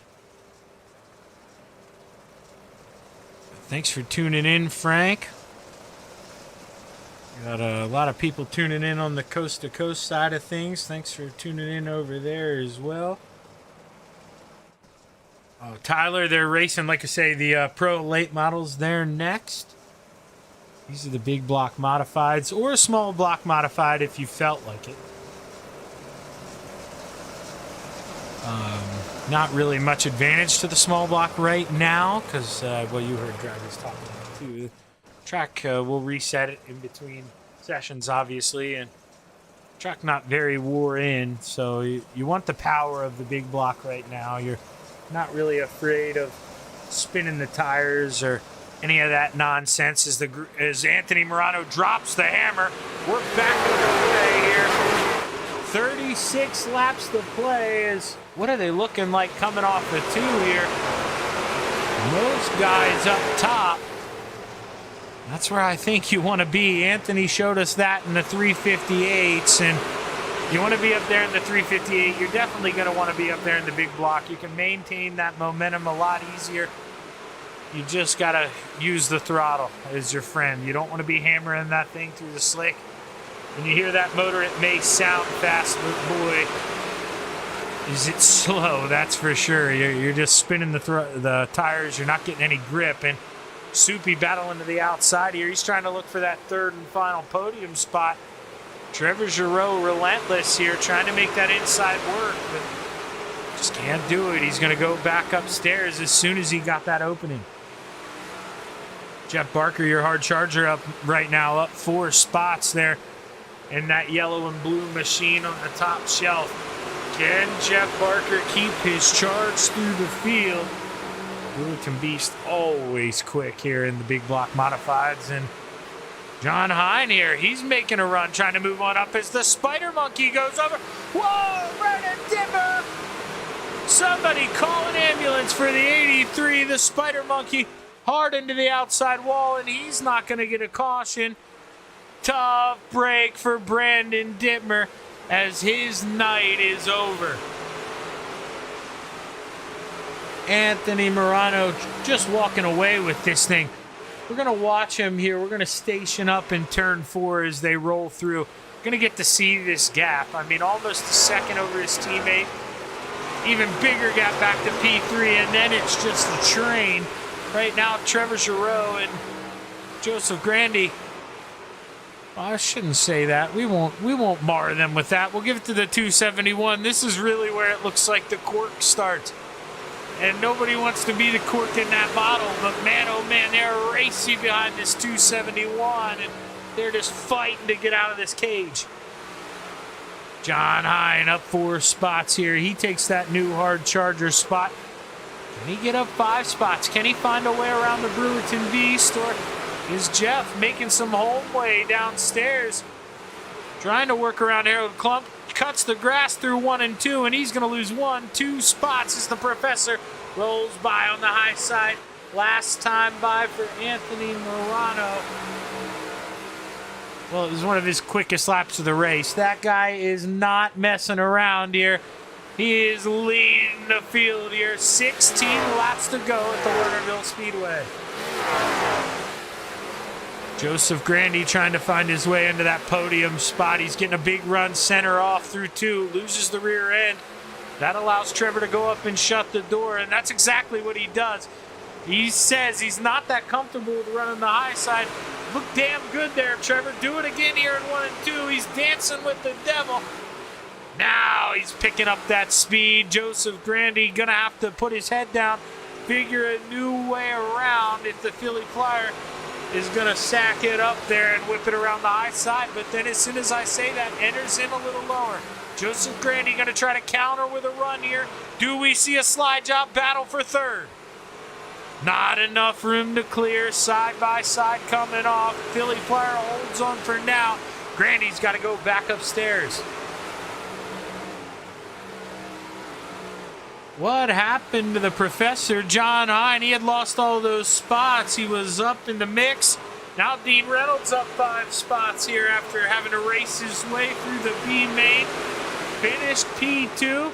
Finds himself 13th, looking at a battle for possibly the top 10. 12 laps to go. Not a lot of time left for the 79 at Dean Reynolds. Rick Mayne, he'd be the first to tell you these aren't his wheelhouse, but he's doing a good job as that 187 inside the top 10 now in P10. He's up 5 spots, so he is actually, well, Scott Rayome here up 7. He's now the hard charger. He finished in that final transfer spot.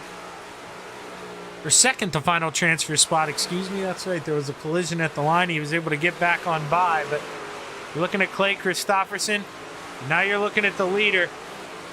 1.7 second gap for the Ant-Man, who clearly saved a little bit of magic here for the Atlantic Management Resources Big Block Modifieds. He is putting on a show here, even in the stage of showing. He's got a lot of tire left in that 32. Sean Green, Kurt Schatzer battling for that final top 5 spot. Sean holding on to P5 for now. Can Superman find a way by? 7 laps to get it done. Randy Shreves trying to hold off the 187 of Rick Mayne. Does for now. Rick back to the outside as the caution flag waves for only the second time here tonight in the Big Block Modifieds. Jason Butterfield and possibly John Hine involved. Let's see here. Let's see John anywhere around, so maybe unrelated incidents. So that's the 93 pulling off. That should not have brought out a caution. I wouldn't think it did. Let's see what happened to the professor here. Let's see if this was caution loaded. Gotta be. 71 drives up over the edge and loops it. And that is our caution.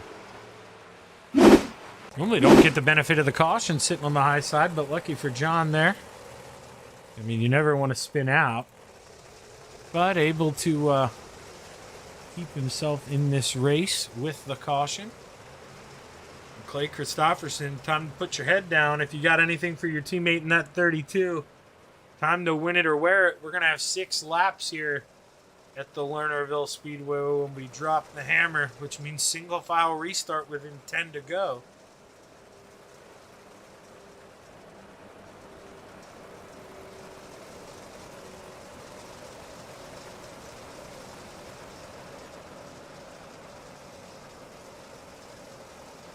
Steve King Foundation pace car lights are off, and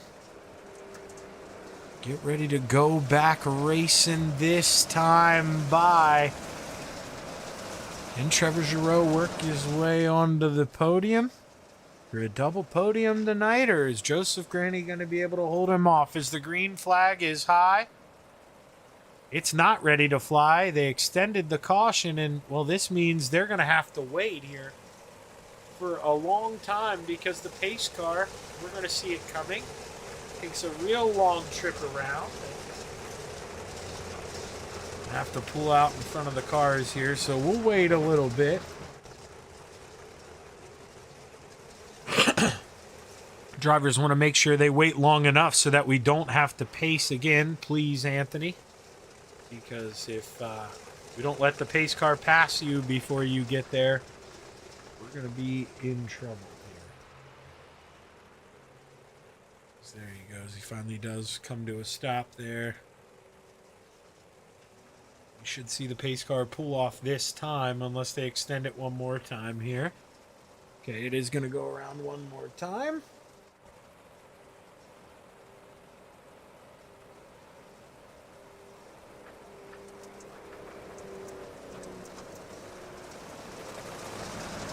See here, the lights off. Yes, they are. Should be going back green. As long as all the drivers keep it moving, nobody stops coming out of pit road here.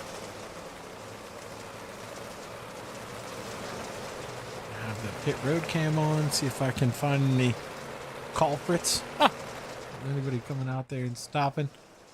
But it looks like we're okay here. The Steve King Foundation pace car pulls off. The green flag is high. It's ready to fly. Anthony Morano drops the hammer. The middle of 3 and 4, we're back underway. Other drivers maybe not expecting to go that early. But Joseph Grandy didn't get caught sleeping. He's able to stay right in tow with the 51 here, who looks to be the clear second place car as of now.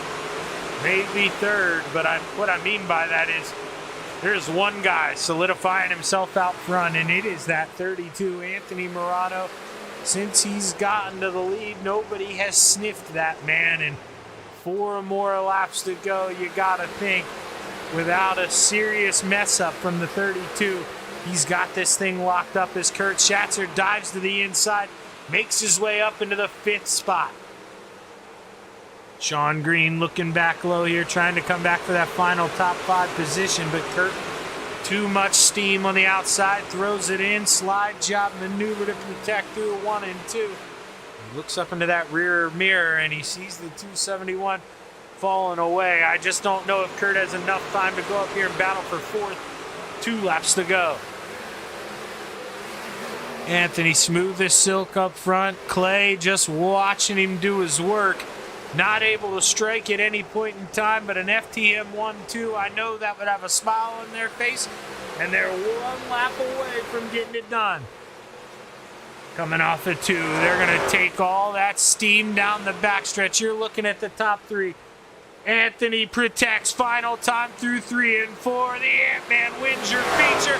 Clay Christopherson P2 and Joseph Grandy holds off the Philly Flyer to the 3rd and final podium spot. Kurt Schatzer rounding out the top 5. As Sean Green, Harold Klump, Michael Vitale, Randy Shrees, and Rick Main, your top 10. Anthony Morano completes the double here. Pressure didn't bother that guy. He gets it. Well, you know, pressure makes diamonds, and this guy, he really does shine here in those big moments. And Anthony Morano coming home with win number 2 here, Thursday Night Thunder in the year 2025. This may be the year of Anthony Morano. Off to a big start. And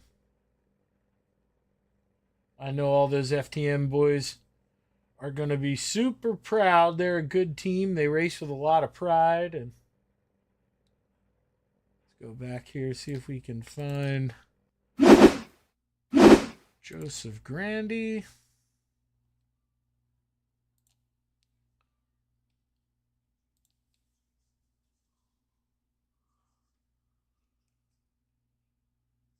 And well, we're not going to get that good driver cam apparently because I have that listed as another camera.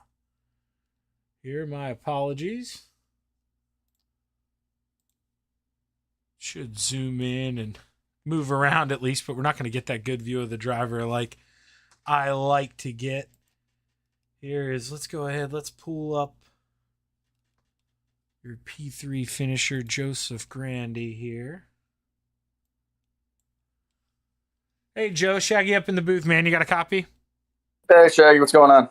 Nothing much, man. Seemed like you had a pretty quick race car there, but the long green flag run, caution maybe came a little bit too late for you to try to battle for P2. Talk to us about the race. Yeah, a little redemption off that little embarrassment there with the 358s, but yeah, it just takes too long to get around people. That track's rough when it's, one lane, and just took too long for me to move, and if the caution came out maybe 7-10 laps sooner, might have had something going, but I'm happy with her. No, and I mean, you said it, that little hiccup in the 358 mods, kind of what could have been, I mean, you were up there towards the front, but able to shake it off, come home in the big block modifieds with a P3. Congratulations, Hunter Grand. Who you want to thank, brother?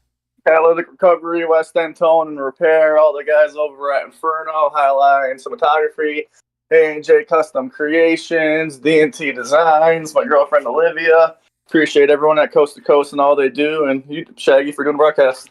Hey, great run, Joe. One of my favorites to talk to, and I'll be looking forward to talking to you again here, man. Good luck. Yeah, I won't be in the pro late race, unfortunately. Starts a little too late, but I'll catch you next time. All righty, man. Good luck here in the upcoming weeks, Joe. Thanks. That's Joseph Grandy, your 3rd place finisher. And now we bring up the man who, Clay, clear 2nd place driver there for most of the race. And I say that with all due respect. It kind of seemed like Anthony, he just had his own speed he found up top in the big blocks as well as the 358 modifieds. How tough was it to run that guy down? Just had to get in a rhythm. After that caution, I didn't have many laps left to do it, but I started running the car a little harder, and I was catching him, but yeah, I just ran out of time, and for the longest time we were single file, and it was kind of if he would slide in a little too much, which he didn't do very much, I would do the same. And I was kind of exploring a lane below also a couple of times to see if I could use that track, but there was nothing there. It was just a momentum race tonight. Yeah, Lernerville can definitely turn into that where you want to just roll that top and try to be dominant. Clay, you're able to do that. Hold on to P2 here and FTM 1-2, man. I know it's not where you want to be, but good for the team. Congratulations. Great points night. Who you want to thank? You guys for putting this on, you for broadcasting, and Swan Speed Shop for big block and 358 setups, and all the guys at FTM. Hey, great run, Clay. Look forward to talking to you again many more times this week, brother. Sounds good. Thank you. That's Putt Putt Clay Christopherson. And now we bring up the winner here tonight. Anthony, I put the pressure on you. You didn't care. You made diamonds out of it. You always shine, man. 2 for 2 tonight. Congratulations. How you feeling? Pretty good. I mean, did a lot better in qualifying there, so that helped out a lot.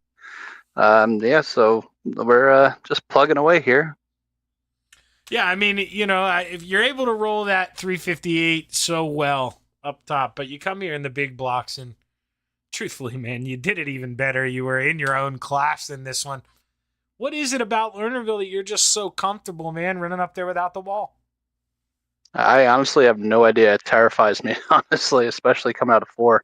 Because I guess because there's a wall there, it's scary. I don't know, but yeah, just I saw I had a pretty big lead on Clay there for a while. I really didn't want to see that caution, but yeah, I was just when I had that lead there, I was out of the throttle probably 100 feet before the corner even started, just so the right front would take it and not the right rear. Save the tire towards the end. So, and of course, glad I did because then we had that restart. So I kind of beat on a little bit there, trying to get away from Clay and Grandy. So it all worked out. It was just real patient with the throttle all night. Yeah, man, I would say so. Patience is the key. You got pretty close. If you're just watching you there, got pretty close to going over a couple times in 1 and 2, man. But you stayed true. You held on. Congratulations. 2 for 2, Anthony. Who you want to thank, brother? I think I thank my wife Sherry. The teammates I have over there at FTM really help out a lot with everything. Dean over at Super Dirt Car, Logan at High Mom Lens, Gunnar at Swan Speed Shop, DJ Sim Shop, Castleberry Flagstone Expert Installation, MDI TV, GripPack.com.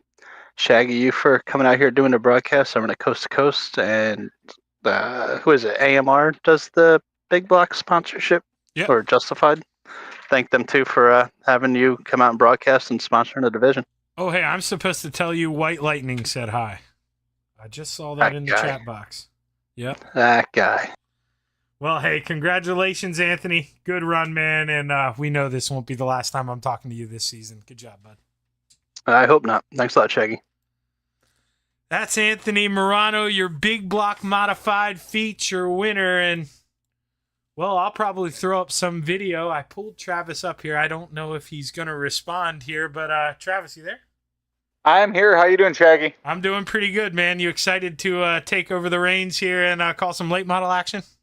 I am. We've got almost 20 late models ready to go here at Charlotte as Anthony's going to go for the sweep tonight from Charlotte with the pro late models coming up next, but it should be a great conclusion to our Thursday Night Thunder.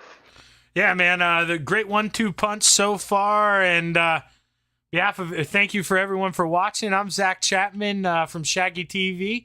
I'm going to hand over the reins to Travis here. I'm going to throw up a little video. We'll try to communicate him bringing up the new one, and Travis will close off the night. So thanks for tuning in, and stick around for some pro late models at Charlotte.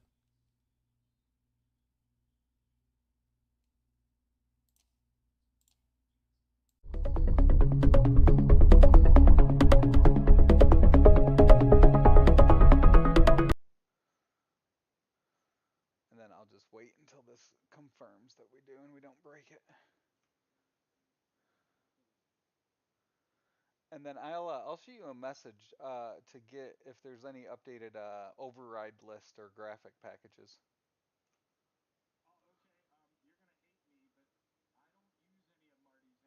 That's fine. No, me too. So I was gonna get yours. Oh, okay. You use it worked, by the way.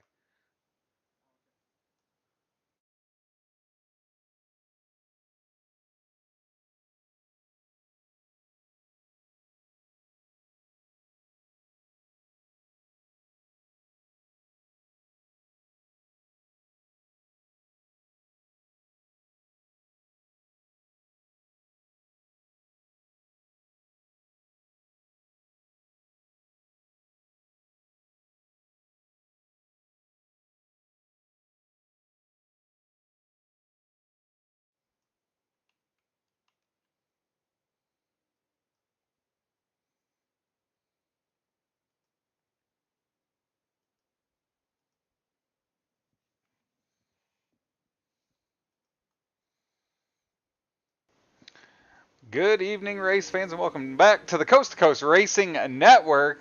We're from the dirt track at Charlotte. My name is Travis Pearsall with Extreme eSpeed TV, as we have the Dirt Track Bank Friday Night Lights Pro Late Model Division coming up next. Might as well jump right into the action there after the big block modifieds.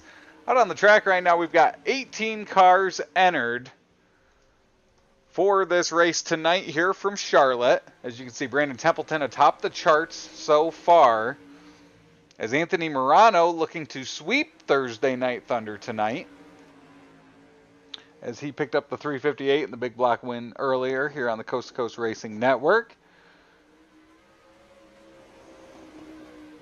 And if we look at the point standings coming into tonight, Anthony Morano is your points leader. He picked up the win at Lernerville week number 1 before the holiday break.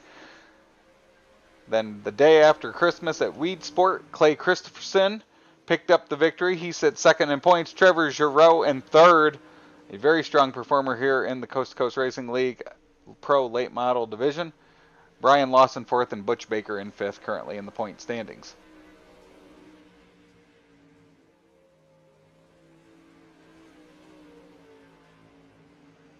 So it looks like we've got about 5 minutes of action left here in practice.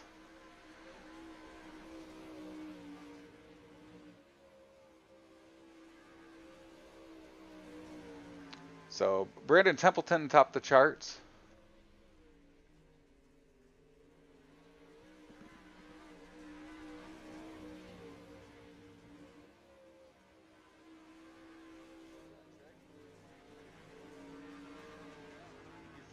Though I heard something out there. I thought everyone was on a different floor.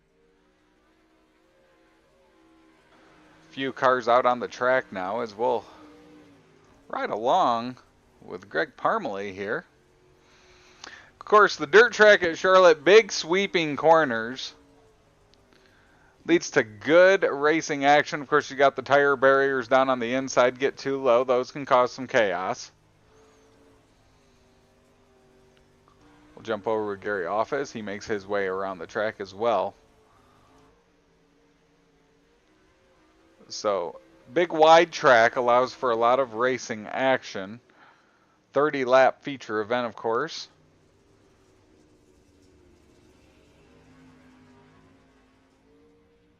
As Gary Office will move off the track, that leaves Greg Parmalee, the last car out there on the track as of right now. You see John Hine, third fastest. Gary Offutt able to move up to second fastest there behind Brandon Templeton, class of the field here thus far.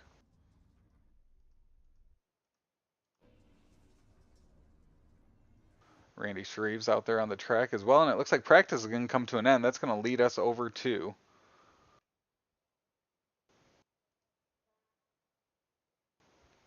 our next session, which will be qualifying.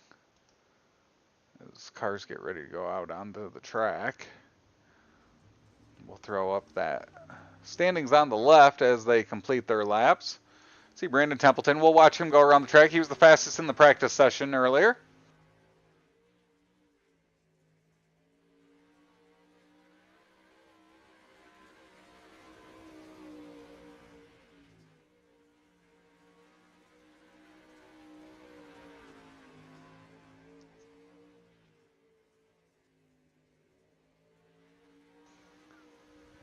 So Templeton makes his way around the track. He'll be the first with a time.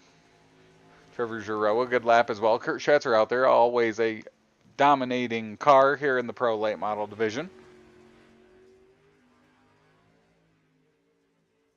30, 40 minutes. Kurt Schatzer makes his way in. There's Anthony Morano, as we said, looking for the sweep here tonight. John Hine out there, he's made his laps as well. Randy Shreves in the 56, currently sits 9th fastest. Trevor Giroux third, Brian Dickens fourth, Clay Christopherson. John Tobias out there as well, as he'll come to a stop. As quickly, 16 cars up, 16 cars down. You see Anthony Morano will be your fast time here tonight. John Hines second, Trevor Giroux third, and of course it's Anthony Morano picking right off top of the charts where he left off with the big block modifieds.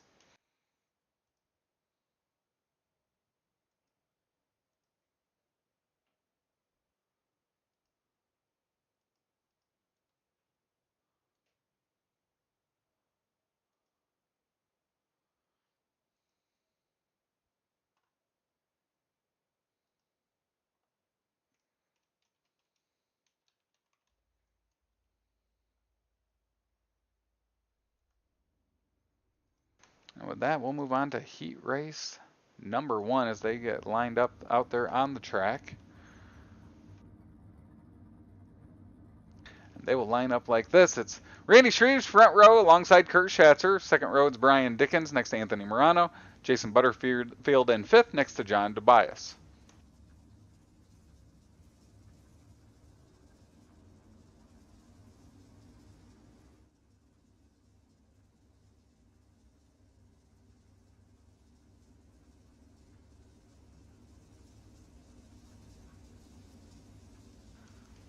So 6 laps will make up this heat race number 1.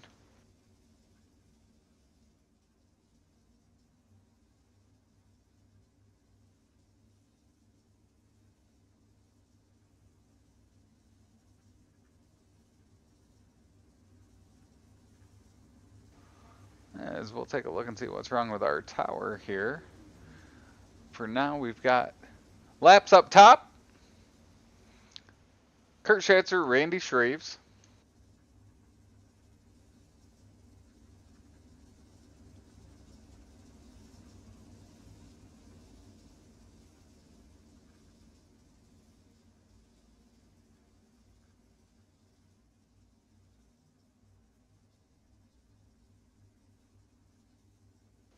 Dickens and Morano, they're in that second row.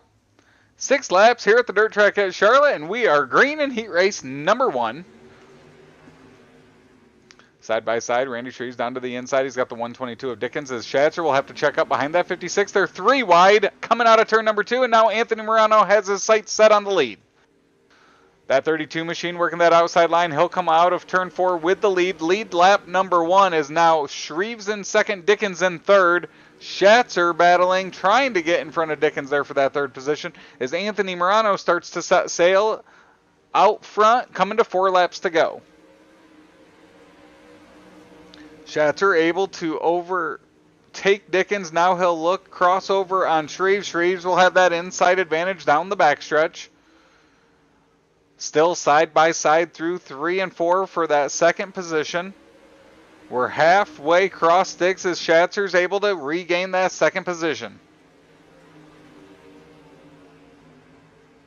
They'll check up. Now Dickens trying to make a move on that 56 machine of Shreves as it's Anthony Morano out front. We'll ride along with Randy Shreves here. 2 laps to go as he tries to make up ground on Schatzer up ahead. Nothing there as they'll come out of turn number 4. White flag waves. Anthony Morano out front. A dominating performance here for the 32. Down the backstretch for the final time. Schatzer in second. Shreves in third. Big win here in heat race number 1 for Morano. Kurt Schatzer second. Randy Shreves third. Brian Dickens in fourth.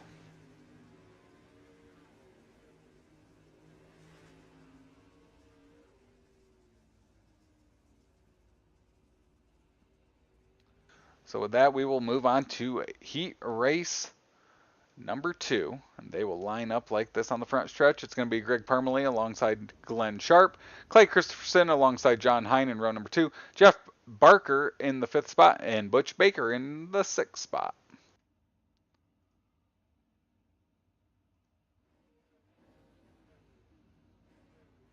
So 6 more laps around this dirt track at Charlotte here in heat race number 2.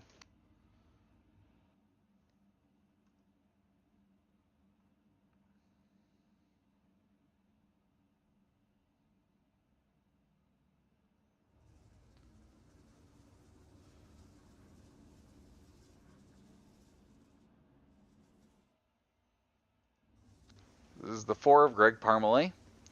99 of Glenn Sharp to his outside. This will be for that second starting position tonight in our feature event.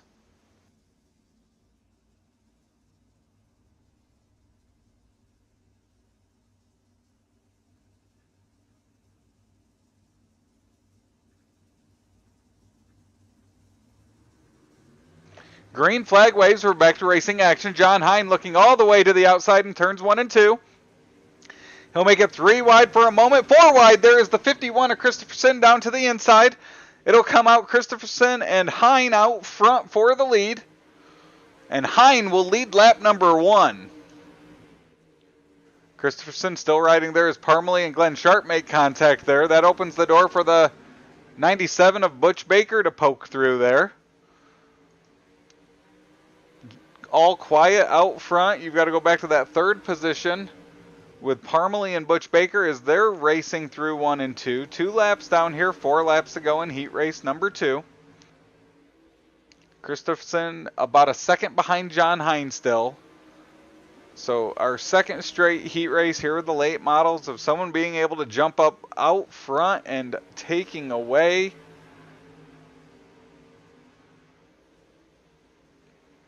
Halfway as John Hine comes now to 2 laps to go. Plenty of clean air up ahead of him. Christopherson is pretty safe there in that second position as he's got what's growing to almost a second over Parmalee. Parmalee holding off Butch Baker here. And then it's Sharp and Barker trading the 5th position back and forth. As on the final lap, John Hine in that 71 machine through 3 and 4. He will pick up heat race number 2 victory over Christopherson, Parmalee, Baker, and Barker.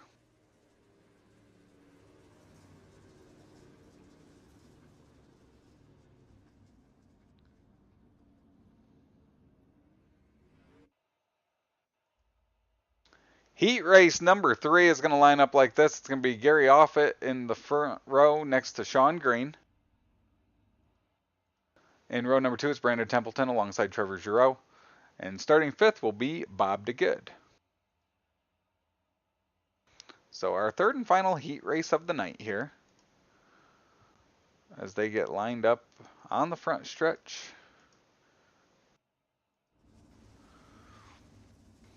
Six more laps here to set that field for our feature event.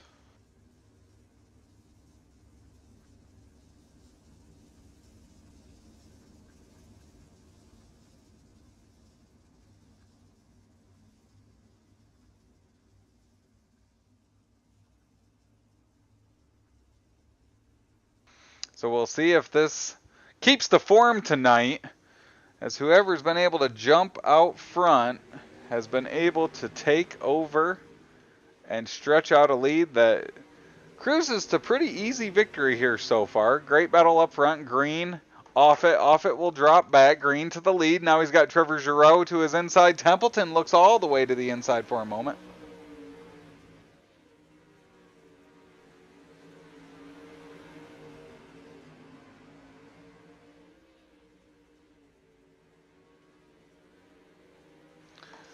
Great battle out front. Sean Green continues to hold off Trevor Giroux, Brandon Templeton.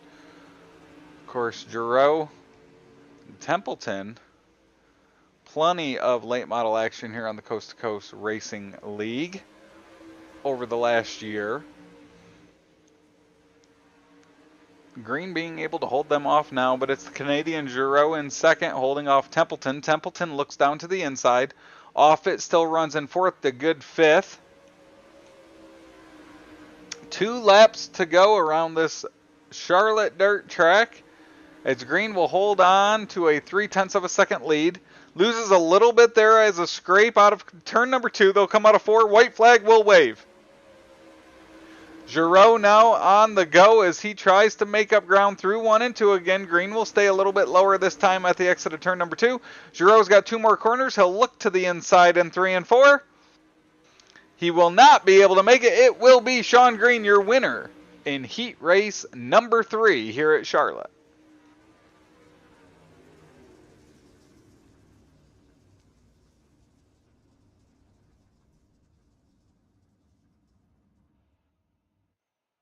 And with that, we'll move to our warm-up. We'll take a quick break. When we come back, we'll have that starting lineup for tonight's Dirt Track Bank Friday Night Lights Pro Late Model feature event here on the Coast to Coast Racing Network.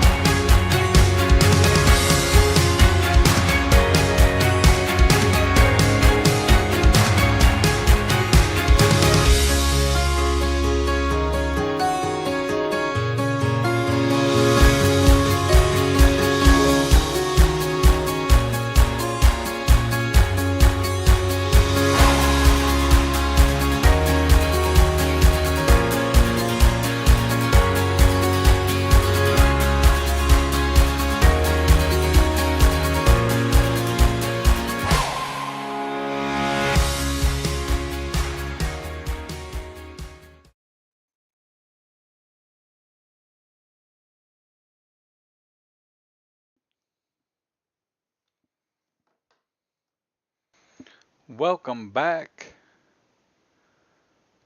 to the Coast to Coast Racing Network as we have cars out on the track preparing for this feature event here tonight.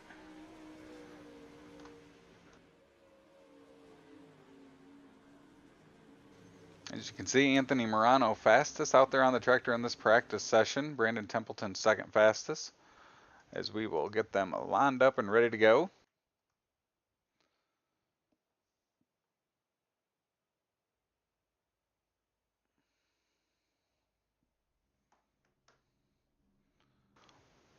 And tonight's starting lineup is going to look like this. Row number one, it's Anthony Morano.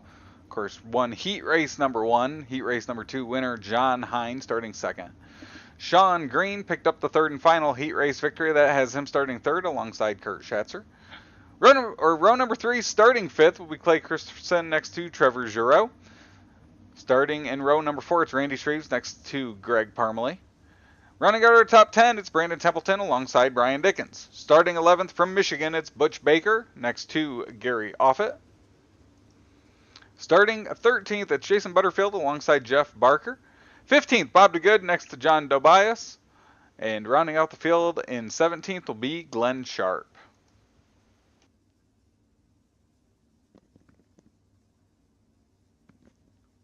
So a lot of fast hot rods out there up towards the front of this one tonight.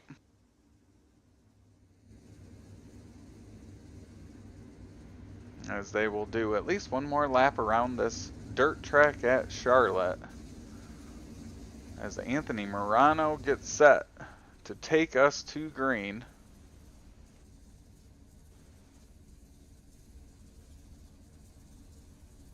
Of course, thank you to everyone still watching here tonight on Thursday Night Thunder here on the Coast to Coast Racing Network. Of course, I will be back next week for the Pro Late Model Division as well.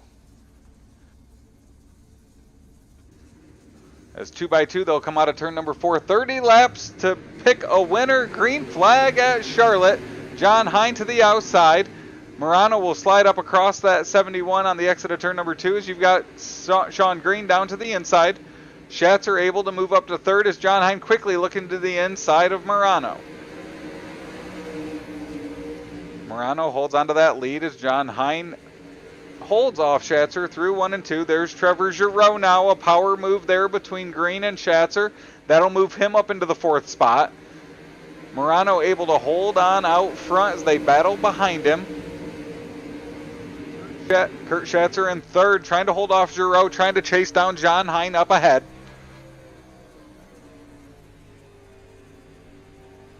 You can see he looks down to the inside there.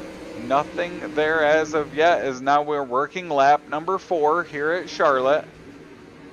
We'll go wide for all the racing here in the top 5. John Hine trying to gain on that 32 of Morano up ahead. Schatzer holding off Giroux behind them. They continue to do battle. That's Christopherson, Green, and Templeton in that 31 all the way up to the wall. That'll let Randy Shreves enter the picture there. Brian Dickens there in 9th as now we've got a 5-car battle there. Christopherson in 5th leads this pack. There's Trevor Giroux still trying to chase down Schatzer. Hine and Morano are out front as Morano continues to lead. Great racing action here in the middle of the pack. Christopherson has been able to clear this one, but they're still racing behind him as Templeton and Green continue to do battle. 24 laps to go here in this feature event. Out front, it's still that 32 of Anthony Morano looking to sweep Thursday Night Thunder this week.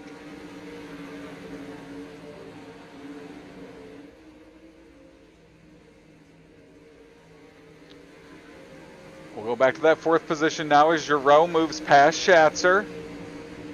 Giroux will now set his sights up on John Hine up ahead. We've got that, what was at one time a 5-car battle, now all spread out. Christopherson still in that 5th position for now as Templeton will look to move to the inside. He won't be able to complete the pass, as now we'll go single file from front to back for at least this lap.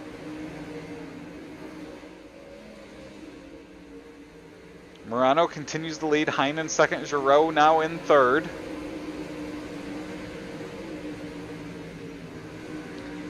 We'll do a lap with Trevor Giroux.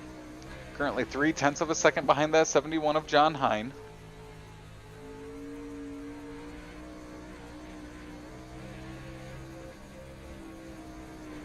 Oh, John Hine gets into the wall. Giroux will hit the back of him.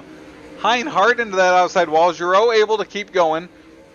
Hine back to 9th, 10th, 11th, still dropping there. Take a quick look at what happened. This is the replay of John Hine. Into that wall, Giroux, and Giroux will go around. That was Hine running in the 2nd position. That also, even though some checked up, keeps us pretty spaced out here as you still got Christopherson and Templeton doing battle there. That's for the 4th position now. And just like that, coming out of turn number 4, it's going to be Anthony Morano cross sticks, 15 to go, as we are working our way quickly through this Pro Late Model Division race here at the dirt track at Charlotte tonight. Morano continues to lead. Templeton still trying to make a move on Christopherson. He'll look to the outside as they go off into 3 and 4. The 94 of Offutt is a lap down. As Templeton looking to use Offutt as maybe a pick there on Christopherson, as he does. Now he's looking at Kurt Schatzer up ahead in 3rd. Templeton meticulously picking his way up through the field. He's our hard charger at this point. Started 5th, up 5, or started 9th, up 5 spots to 4th. And he's looking for more as he's looking to that inside of that 2:18 of Schatzer there. A dozen laps to go. Anthony Morano, a 2.5 second lead currently, so plenty of room on Giroux.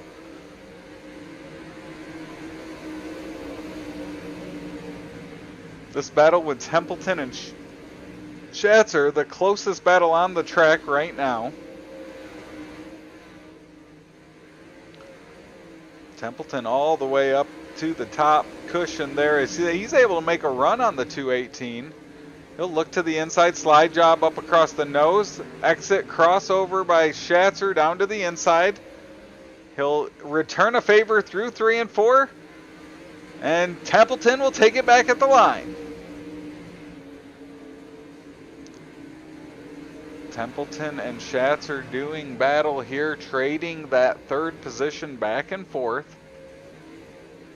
Out front is still Anthony Morano by 2.3 seconds over Trevor Giroux. Oh, caution flag is out. Looks like Greg Parmalee, Gary Offit into the wall. We'll take a look at what happened there on our replay.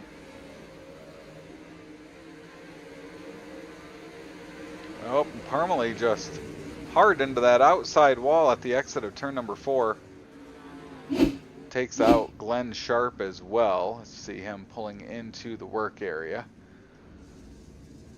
So 23 laps down, 23 down, 7 to go here. It's Anthony Morano out front. This will stack them back up. Trevor Giroux in the second spot.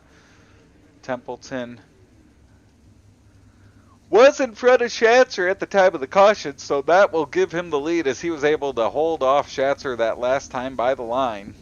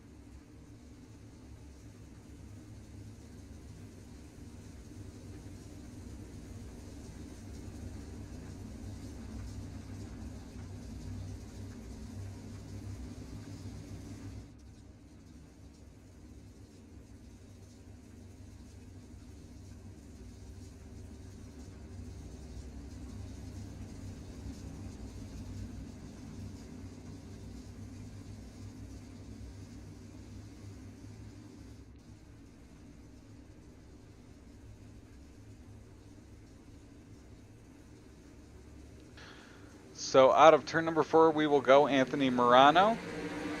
Leads us back to green, 7 laps to go.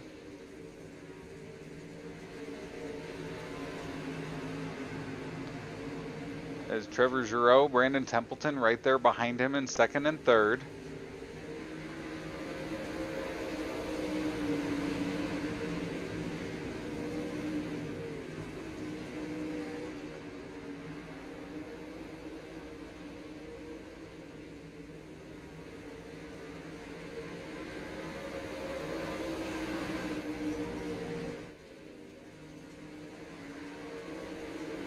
Five laps to go.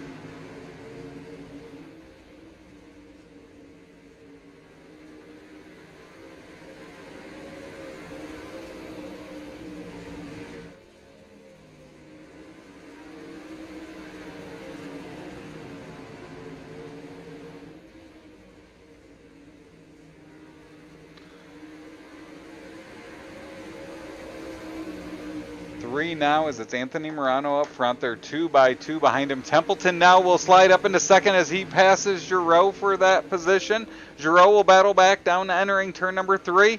Great battle for second behind Anthony Morano. Someone wants to get that spot so they can try to make a move on that 32 up ahead. Schatzer watching from the 4th spot as they're side by side there for second.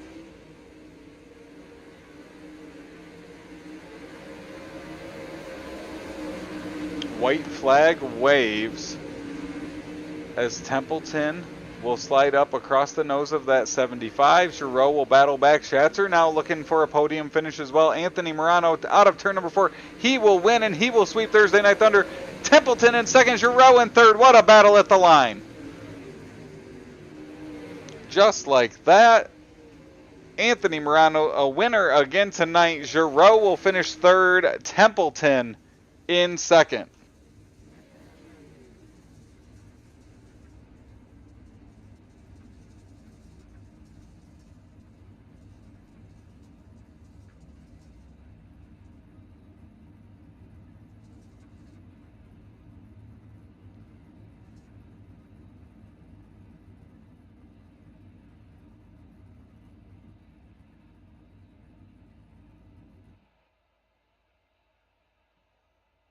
So just like that, Anthony Morano a winner here from Charlotte.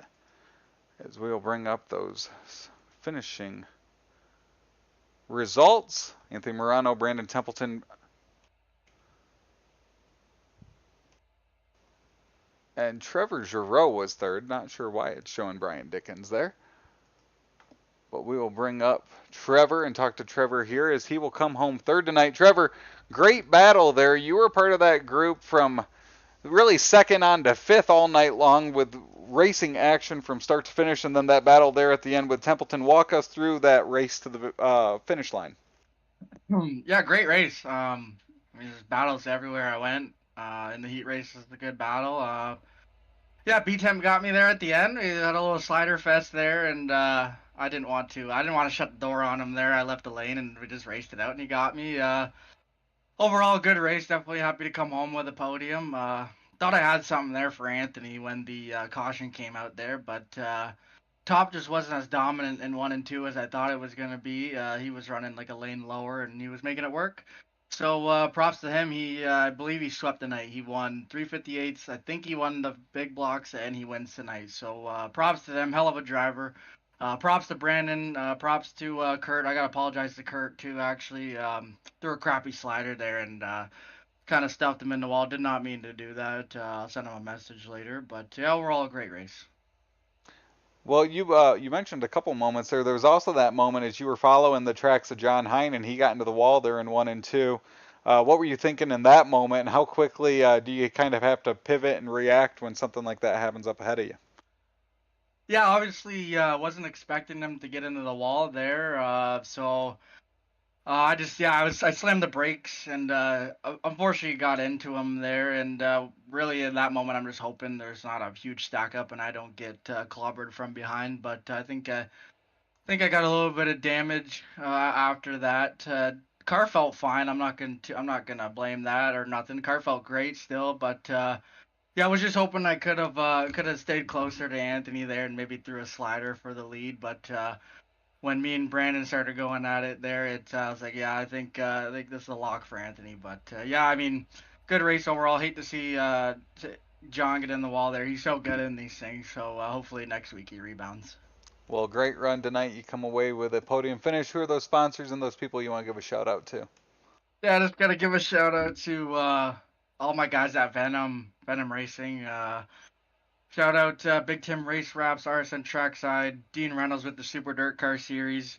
I'm forgetting some guys. Lambton Diesel Specialist. Everyone at Coast to Coast. I want to give a shout out to all the boys at FTM there for getting the 358s and all that stuff. We went half on the broadcast purse or money there. So props to them guys. I have some good friends over there. Obviously, shout out to them and shout out to Anthony. And welcome back, Travis. It's been a long time since I talked to you. Shout out to you. Well, thank you for that, Trevor. Great run tonight, and look forward to talking to you again here soon. All right, thanks, Travis. That's Trevor Giroux, our third place finisher tonight. Now coming home second, and a hard charger up 7 spots from his 9th starting position is Brandon Templeton. Brandon, very methodically movement up through the field there, and then that caution came out. Walk us through your evening to a second place finish. Yeah, I felt like the top was really rolling there, through most of the race, and I was using it to my advantage and a little bit of a slider line into three. But, Anthony, hats off to Anthony. What an amazing night, to win all three and to even have, one of them be a totally different track. That's a pretty cool feat. I think there's only a couple people in Coast to Coast that have pulled off a three-peat in a single night. So, congrats to him. That's awesome. Thanks to you for getting a broadcast going again with the late models. Thanks to the Dirt Track Bank and Friday Night Lights for supporting it. And what a good night, pretty good race, only a caution or two. And ended up kind of being exciting there. Hopefully I didn't rub too much on Trevor, but we made it a little more exciting there at the end. I didn't think we were going to get Anthony, but we at least put on a show.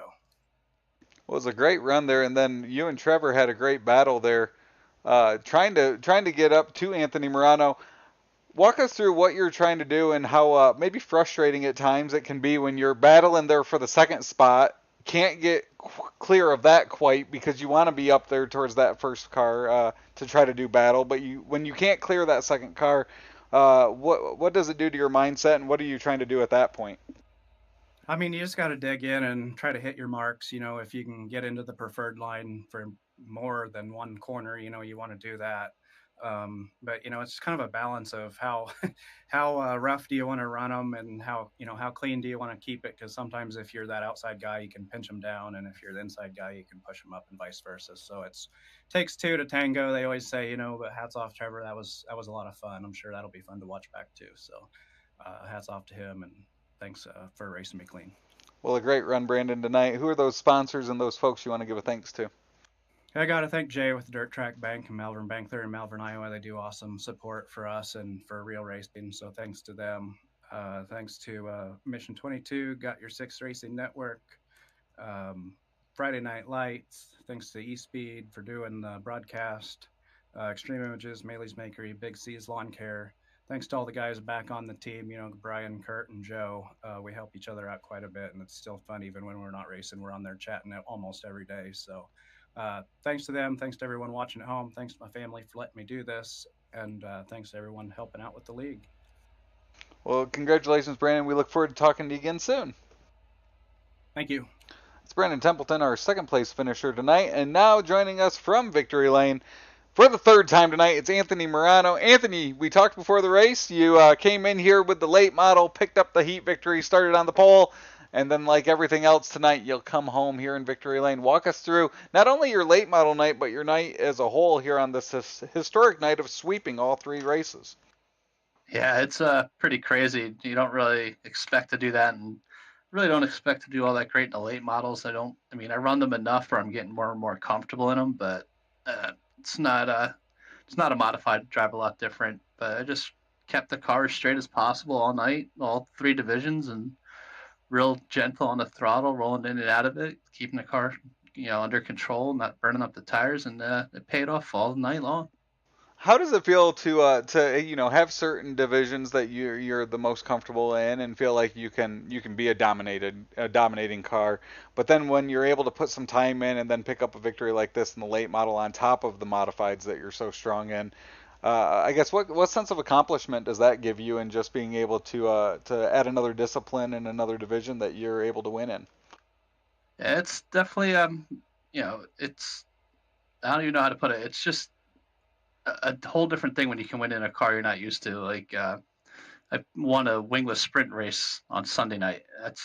I've only ran that car like 4 or 5 times and just got comfortable running in it, keeping the car straight. I mean, I think every car on the sim, as long as you can figure out how to keep the car straight, it'll pay off at the end of the night. So that's been the mentality.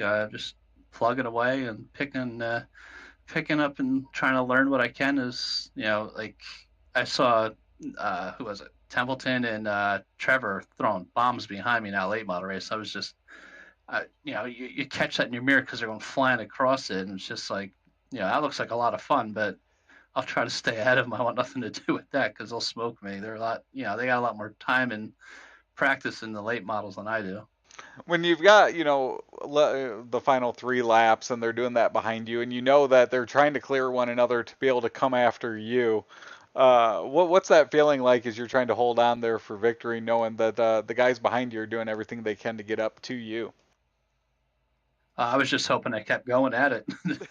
I know if they're throwing those bombs like that, you lose your momentum coming out of the corner after you throw a slider. So as long as they were doing that, I felt pretty comfortable, like I was, in control of my own destiny there, as long as I didn't screw up and tag a wall or push into a wall or anything like that. So yeah, it worked out. I'm sure either one of them would have cleared each other. They could have ran me down. So thankful they were racing that hard, and I just minded my P's and Q's. I got lucky there in the heat race. I think Randy and Kurt got together going into one. I just saw an opening on the outside and put my foot to the floor. So, getting around those two guys and was able to start on the pole really paid off. Well, we'll wish you congratulations on the evening, and we'll let you shout out those people and those sponsors for a third time tonight. Yeah, thanks a lot. I gotta thank my wife Sherry, my teammates at FTM, Dean at Super Dirt Car, Logan at High Mom Lens, Swan Speed Shop, DJ Sim Shop, Expert Installation, Castleberry Flagstone, MDITV, GridPack.com. Travis, you for coming out here and doing the broadcast for us. I run a Coast to Coast. Third Track Bank for sponsoring it. And Trevor said if I don't tell him that I love him on the broadcast, we couldn't be friends anymore. So, Trevor, I love you, buddy. Well, that is Anthony Morano, our winner for the third time tonight. Congratulations, Anthony, and we look forward to talking to you again soon. Thanks a lot, Travis. It's Anthony Morano there as our Dirt Track Bank Friday Night Lights, Thursday Night Thunder Pro Late Model Racing action comes to an end. There's your feature results. Anthony Morano, Brandon Templeton, Trevor Giroux, Kurt Schatzer, Brian Dickens, your top 5. As a shout out to, of course, everyone behind the scenes at Coast to Coast Racing Network, and, of course, the Dirt Track Bank and Friday Night Lights for presenting our Pro Late Model division. An exciting night of Thursday Night Thunder tonight as it's Anthony Morano sweeping the evening. Thank you to everyone that tuned in with Shaggy TV earlier tonight. Ending, of course, here with me on Extreme E-Speed TV. Next week, as we look ahead, Monday night racing action. It's Flatline Racing Body's Monday Night Madness, all on Slide Job Racing Network. Next Thursday, Shaggy will be back with the modifieds. I will be back for the Pro Late Models as we will be at Lima Land on Thursday night. Happy New Year to everyone. Thank you for tuning in, and we look forward to seeing you again here soon on the Coast to Coast Racing Network.